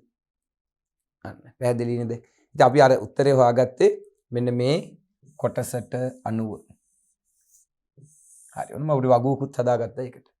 right පැහැදිලි නේ එහෙනම් දරුවනේ. හරි. අපි යන් එනං ඊගා ප්‍රශ්නෙට. පරිගණකයක ප්‍රාථමික මතකයේ ප්‍රාථමික මතකය අපි ඔකට ප්‍රයිමරි මෙමරි කියලා කියනවා. මේන් මෙමරි කියලා කියනවා. රැන්ඩම් ඇක්සස් මෙමරි කියලා කියනවා. ආයි ආදරයට RAM කියලාත් කියනවා. එහෙනම් පරිගණකයක ප්‍රාථමික මතකයේ ඔව්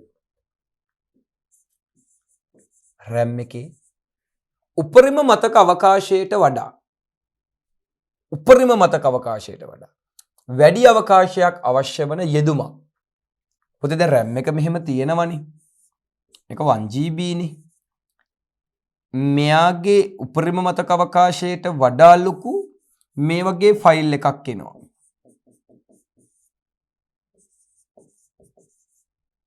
GB 1.5ක් වගේ ගමුකෝ. සරලව ගත්තා.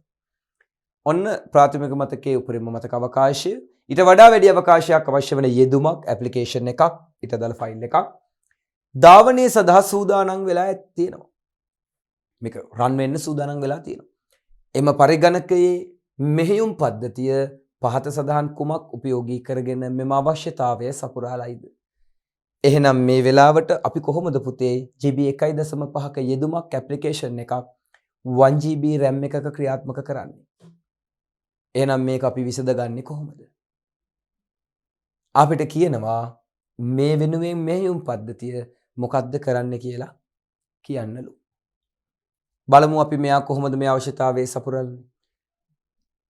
කුමක් උපයෝගී කරගෙනද? ඉතින් ප්‍රාථමික මතකයේ මතක අවකාශය වැඩි වුණාම නේද? ඒක සම්පූර්ණ කරන්න නැවත සසම්භාවී ප්‍රවේශ මතකය කියලා එයාම එනවා. නේද? RAM එකේ ඉඩම දුන්නාම ඒ ප්‍රශ්නේ විසඳන්න RAM එකම ඇවිල්ලා. අර උඩ ප්‍රාථමික මතකය කියලා දුන්නාම එහෙම දීලා තියෙන්නේ ඇයි ඒ? අපි කලබල වෙලා සසම්භාවී ප්‍රවේශ මතකයට ගහයි කියලා. ඇයි පුතේ දැන් ප්‍රාථමික මතකයේ කිව්වම් ප්‍රාථමික මතකය ඒක අමුතු එකක්. සසම්භාවී ප්‍රවේශ මතකයේ තව එකක්. ඒ උපාංග දෙකක් නෙවෙයිනේ එකම උපාංගේ නම් දෙකක්. නේද? බලන්නකෝ ඒ අපිව කන්ෆියුස් කරවන හැටි. පඨන මාත්‍ර මතකයේ ROM RAM එකේ ඉඩමදි වුණාම ROM එක අපිට මොකුත් කරන්නේ නැහැනේ. ROM එක කියන්නේ නේද? ස්ථීර මතකයක්. ඒක ඇතුලේ තියෙන මෙමරිස් මොකුත් වෙනස් කරන්න බෑ අපිට. ROM එකක් බෑ. නිහින මතකයේ කෑෂ් මෙමරි එක. කෑෂ් මෙමරි එක තියෙන්නේ සකසනේට ෆයිල්ස් යනකොට ඒවා මතක තියාගන්න. අනික කෑෂ් එක තියෙන මෙගාබයිට් ගාණක්. පොඩි MB ප්‍රමාණයක් කෑෂ් එකේ තියෙන. RAM එකේ ඉඩමදි වුණොත් එහෙම කෑෂ් මෙමරියට කරන්න පුළුවන් දෙයක් නැහැ. අපි මේ 15 කොටස ගත්තොත් විස්තෘත මතක extended memory RAM එකේ ඉඩමදි වුණා කියලා අර එළියේ තියෙන ඔයාගේ ගෙදර මේසෙ උඩ තියෙන external hard disk එකකින් උදව් ගන්නවලු. එහෙම නේද? external hard disk එකකින් එහෙම ගන්නෙ නෑ එළියෙන් තියෙන ඒවා. ඒ නිසා අපි පරිගණකයේ ඇතුළෙම තියෙන virtual memory එකකින් තමයි උදව් ගන්නෙ. අතත් රූපී මතකේ. මම පොඩක් ඕක පැහැදිලි කරලා දෙන්නම් දරුවන්ට වෙන විදිහ. අපේ hard එක තියෙනවනේ. hard disk drive. RAM එක තියෙනවනේ. පුතේ සමහර වෙලාවට මේ RAM එකේ විවිධාකාර යෙදුම් ක්‍රියාත්මක වෙනවා. මේ RAM එකේ මේ වෙනකොටත් මෙහෙම සාමාන්‍යයෙන් පිරීලා තියෙන්න පුළුවන්. GB එකක් නම් 750ක් පමණ MB පිරීලා තියෙන්න පුළුවන්. මේක දැන් GB එකක්. දැන් hard disk එකේ මේ විදිහට ලොකු ෆයිල් එකක් RAM එකට යන්න සූදානම් වෙනවා. අපි තුමු මේක GB 1.5ක් කියලා. අන්න ඉඩ නැහැ. එතකොට කරන්නේ පුතේ hard disk එකෙන් එයා කොටසක් වෙන් කරනවා virtual memory කියලා. අතත්ත්‍ය මතකය.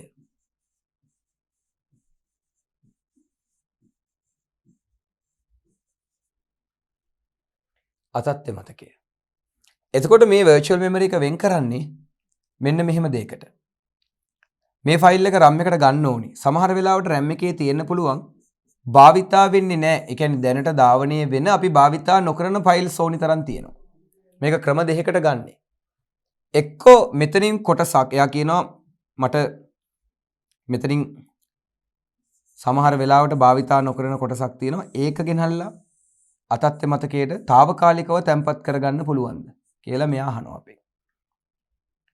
එහෙම අහලා ඉවර වෙලා එතනින් තව ඉඩක් හදා ගන්නවා. MB 700 දැන් 750 නේ තිබ්බේ 500ක් විතර ගන්නවා දැන් ඉඩ. ඔන්න දැන් MB 500ක් විතර එනවා ඉඩ. මොකද මේ RAM එකේ තිබ්බ මේ වෙලාවේ අපිට අවශ්‍ය නොවන ක්‍රයාණයක් තියෙනවා නම් ඒක අතත්ත්‍ය මතකයට එවනවා.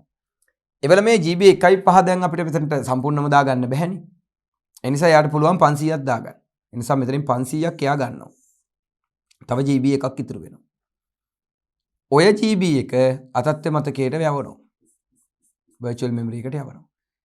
යවල තමයි ටිකෙන් ටික මේක RAM එකට යොදා ගන්න. මෙහෙම process කරනවා ඒක යවනවා. ආයෙ ගන්නවා process කරනවා යවනවා. එහෙම තමයි මේ software එක දුවන්නේ. එතකොට මේක වෙන්නේ RAM එකත් virtual memory එකත් එකතු වෙලා තමයි මේ application එක යෙදුම ක්‍රියාත්මක වෙන්නේ. මේ දෙන්න එකතු වෙලා. මොකද පුතේ අපිට ගොඩක් වෙලාවට පරිගණකයේ RAM එක අපිට අවශ්‍ය කාර්යයට ප්‍රමාණවත් වෙන්නේ නැති වෙන්න පුළුවන්. ඒ වෙලාවට අපි RAM එක විශාල නම් RAM එකේ අනවශ්‍ය දෙයක් තියෙනවා නම් ඒක virtual memory එකට යවනවා. අපි මේ කාරණාවට කියන්නේ ප්‍රතිහරණය කියලා. මේක අපි කියා දෙනවා පස්වෙනි පාඩමේදී ප්‍රතිහරණය. අපි ඔකට කියනවා සැෆීන්. right. ඉතින් ඔන්න ඔය ක්‍රියාවලිය මම මේ ටිකක් තියරි පැහැදිලි කරේ මේ කොටසේදී පුතාලට මේක වෙන්නේ කොහොමද කියලා. එහෙම නැත්නම් ඇත්තටම මේ කොටස වෙන්නේ අතත් රූපී මතක virtual memory එක හරහා ඒක උනේ කොහොමද කියන එක තමයි මම මේ පැහැදිලි කරලා පෙන්නුවේ. හරි. එහෙනම් පැහැදිලි ඇති දරුවන්ට ඒ පිළිතුර අපි කොහොමද ගත්තේ කියලා. මොකද නැතර RAM එකේ ඊට මදි වුණාම virtual memory එක අපිට කොහොමද උදව් කරන්නේ කියලා. මොකද අපි තාම කතා කරන්නේ second lesson එක දෙවෙනි පාඩම. ඉතින් දෙවෙනි පාඩමේදී අපිට මේක නොතේරෙන්න පුළුවන්. මොකද පස්වෙනි පාඩම තාම කරලා නැති නිසා. හරි. 21 පුද්ගලික පරිගණක personal computer වල තියෙන සසම්භාවී ප්‍රවේශ මතකෙහි RAM දර්ශීය භාවිතයක් නොවන්නේ මොකක්ද? පුද්ගලික පරිගණක වල RAM එක තියෙනවනේ. ඒ RAM එකේ දර්ශීය ටිපිකල් දර්ශීය භාවිතයක් නොවන්නේ මොකක්ද? සැකසුම සඳහා දත්ත පවත්වා ගැනීම. අහන්නේ නොවන්නේ ඔව් සකස් කරන්න දත්ත තියාගෙන ඉන්නේ RAM එක. මෙහෙයුම් සඳහා උපදෙස් රඳවා ගැනීම. මෙහෙයුම් කටයුතු වලට උපදෙස් රඳවා ගන්නවා. ඔව්. මෙහෙයුම් පද්ධතිය සඳහා ආචායන සැපයීම. ඔව්. ඒ කියන්නේ අපේ මෙහෙයුම් පද්ධතියට අවශ්‍ය කරන ස්ටෝරේජස් ඒක සපයනවා යා. මොකද RAM එකේනේ OS එක ලෝඩ් වෙන්නේ. ප්‍රතිදානයේ සඳහා තොරතුරු පවත්වා ගැනීම. ඔව්. අවුට්පුට් කරන්නේ ඔක්කොම RAM එකේ තමයි තියෙන්නේ. එනති උඩම හතරම හරිනම් පහල එක නිවැරදි පිළිතුර වෙන්නත් පුළුවන් බලමු. ප්‍රවේශණය boot up කිරීම. ඒ කියන්නේ පරිගණක on කරන්න boot වෙන්න. BIOS ක්‍රමලේඛ පවත්වා ගැනීම. අන්න පුතේ BIOS.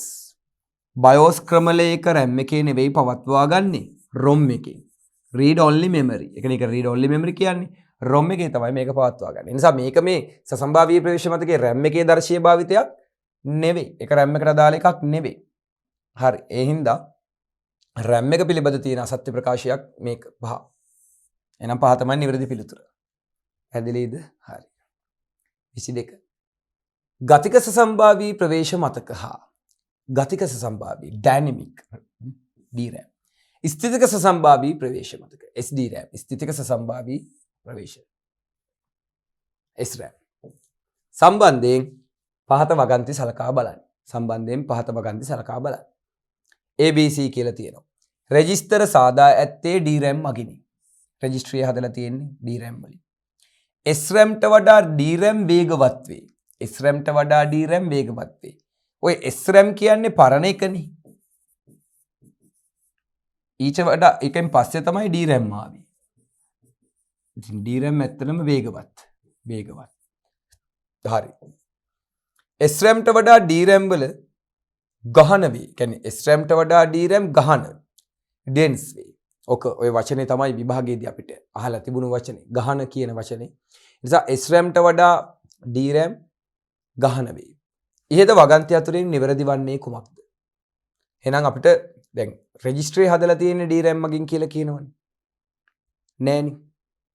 රෙජිස්ට්‍රි හදලා තියෙන්නේ අපි DRAM වලින් නෙවෙයි. ඒක අපි දැන් දන්නවා.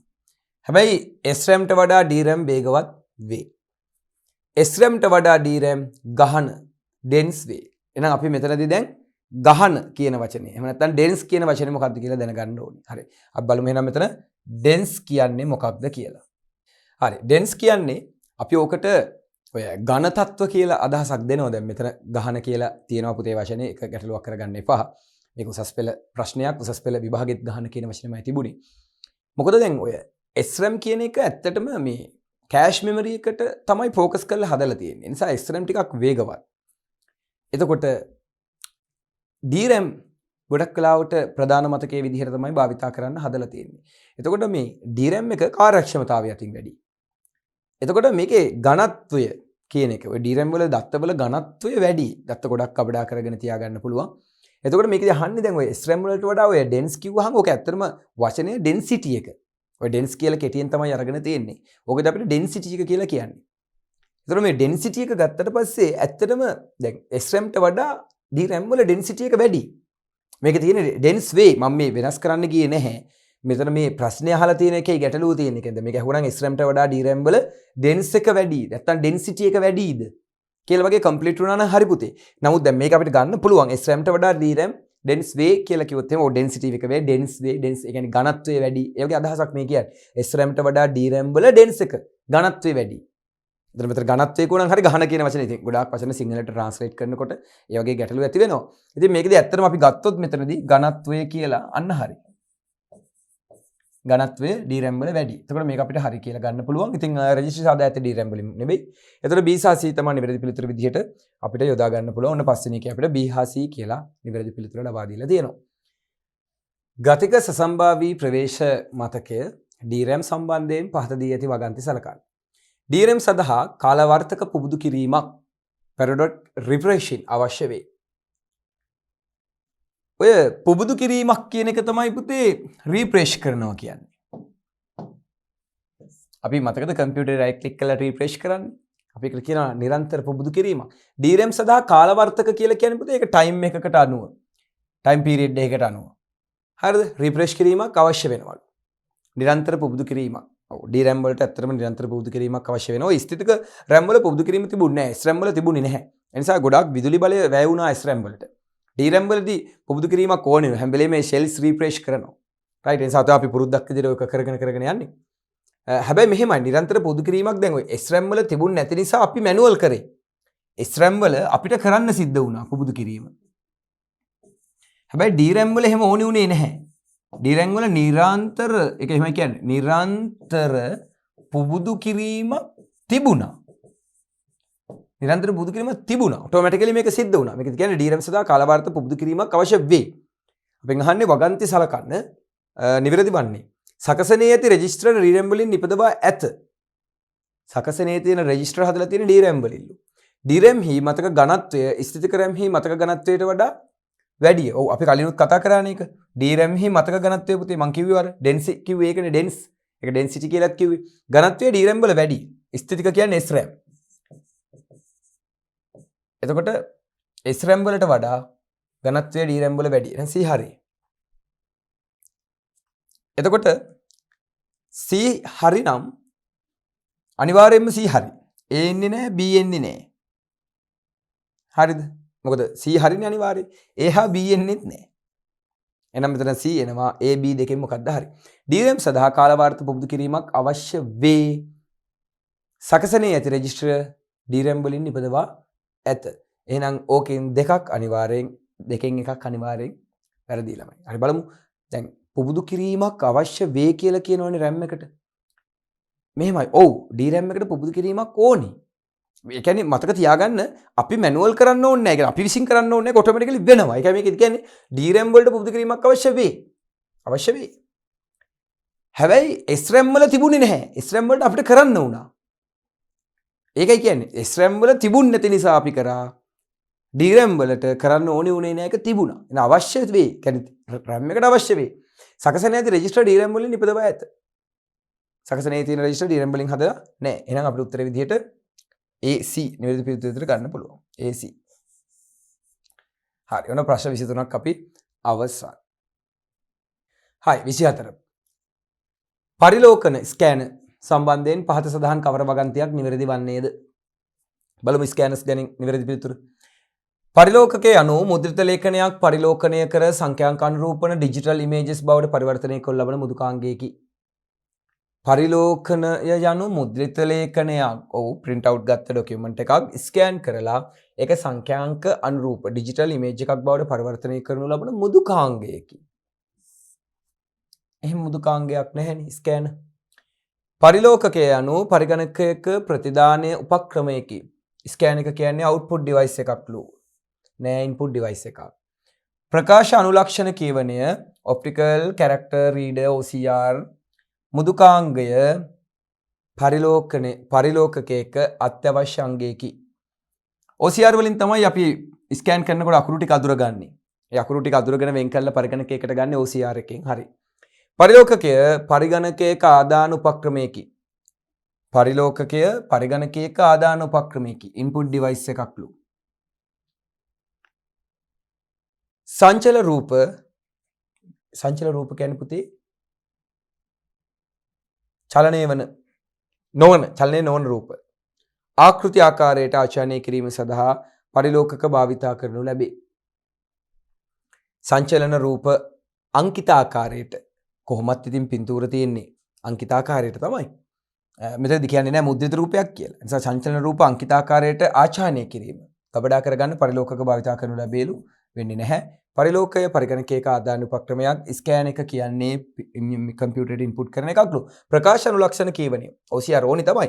මෘදුකාංගය පරිලෝකකයේ අත්‍යවශ්‍ය අංගයක් නෑ. අක අත්‍යවශ්‍ය වෙන්නේ නෑ. OCR තිබ්බොත් හොඳයි. මොකද පරණ ස්කෑනර්ස් වල OCR තිබුණේ නැහැ. OCR OMR කියන ඒවා පරිලෝකණයකට අත්‍යවශ්‍ය නෑ. ඒක තියෙන වෙනම ස්කෑනර්ස් තියෙනවා. නම් පරිලෝකන ප්‍රතිදාම උපක්‍රමයේ කිරුන්නේ නැහැ. ඩිජිටල් ඉමේජ් බාර පරිවර්තන කරන මෘදුකාංගයකින් නැහැ. ඉතින් පුතේ මේක හරිය ලේසි. පරිලෝකකයේ පරිගණකයක ඉන්පුට් ඩිවයිස් එකකි. එහෙනම් මොකද ඉන්පුට් කියන්නේ පරිගණකයේ තුලට ගන්න ඒවනේ. ඉතින් ස්කෑන් කරනවා කියන්නේ අපි එළියෙන් තියෙන දේවල් ඇතුළට දාගන්නවා කියන එකනේ. ඒ නිසා ඉන්පුට් ඩිවයිස් එකක් කියලා තමයි කියන්නේ. හරි. එහෙමනම් අපි අන්තිම ප්‍රශ්නය සාකච්ඡා කරනවා. අපේ පළමු පාඩම දෙවන පාඩමේ සමාලෝචන කොටසට අදාළව පුතේ 25 වෙනි ප්‍රශ්නය. හිස් තැනක ගබඩා කොට ඇති දෑ ප්‍රකාශ තාක්ෂණය ඔප්ටිකල් ටෙක්නොලොජි භාවිතා කරමින් කියවනු ලබයි. Optical technology. ඔප්ටිකල් ටෙක්නොලොජි වලින් කියවන්නේ මොනවද? ඔප්ටිකල් ඩිස්ක් නේ. එතකොට සැනලි මතකය ප්‍රොපර්ටිස් ඔප්ටිකල් නෙවෙයි, චුම්බක පටිය ඔප්ටිකල් නෙවෙයි, හાર્ඩ් ඩිස්ක් එකක් ඔප්ටිකල් නෙවෙයි, සැනලි මතකයක් ඔප්ටිකල් නෙවෙයි, සුසංහිත disk compact CD optical. Optical technology එක භාවිතා කළා CD එකක ගබඩා කොට ඇති දෑ ප්‍රකාශ තාක්ෂණය භාවිතා කරමින් කියවනු ලබයි. මොකද ඔප්ටිකල් ඩිවයිසස් විදිහට අපි ගන්න ඒවනේ. CD වර්ග වගේ CD, DVD හරිද? ඔප්ටිකල් ඒවා. දැන් ඔප්ටිකල් කියන එකේ තේරුම ගත්තොත් දරුවනේ දැන් ඔප්ටිකල් ෆයිබර් කේබල්. ගන්නකො ඔප්ටිකල්. ආලෝක කියන වචනේ නෙවෙයි එන්නේ. හරිද? ප්‍රකාශ තන්තු. එතකොට ඔප්ටිකල් කියන්නේ ඇත්තටම ආලෝකය හරහා ගමන් කරන දෙයක් නේ. ඔය ඇත්තටම අපි ගන්න ආලෝකය ඔප්ටිකල්ස් කිව්වහම.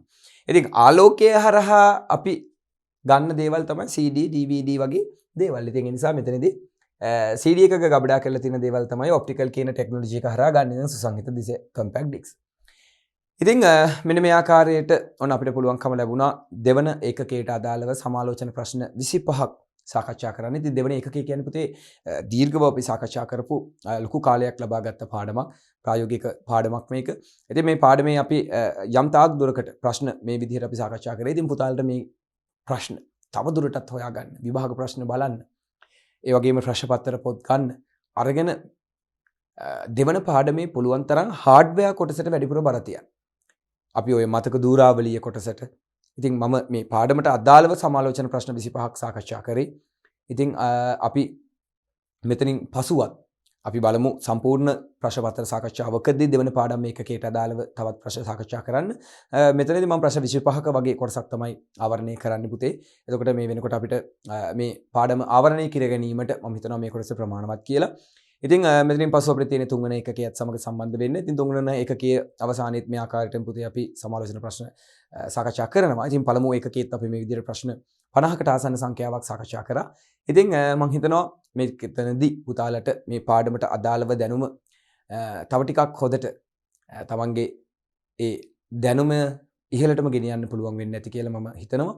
එහෙමනම් පුතේ අපි අලුත් ඒකකයකින් නැවත හම්බ වෙමු. එහෙනම් සියලුම දරුවන්ට ආයුබෝවන්.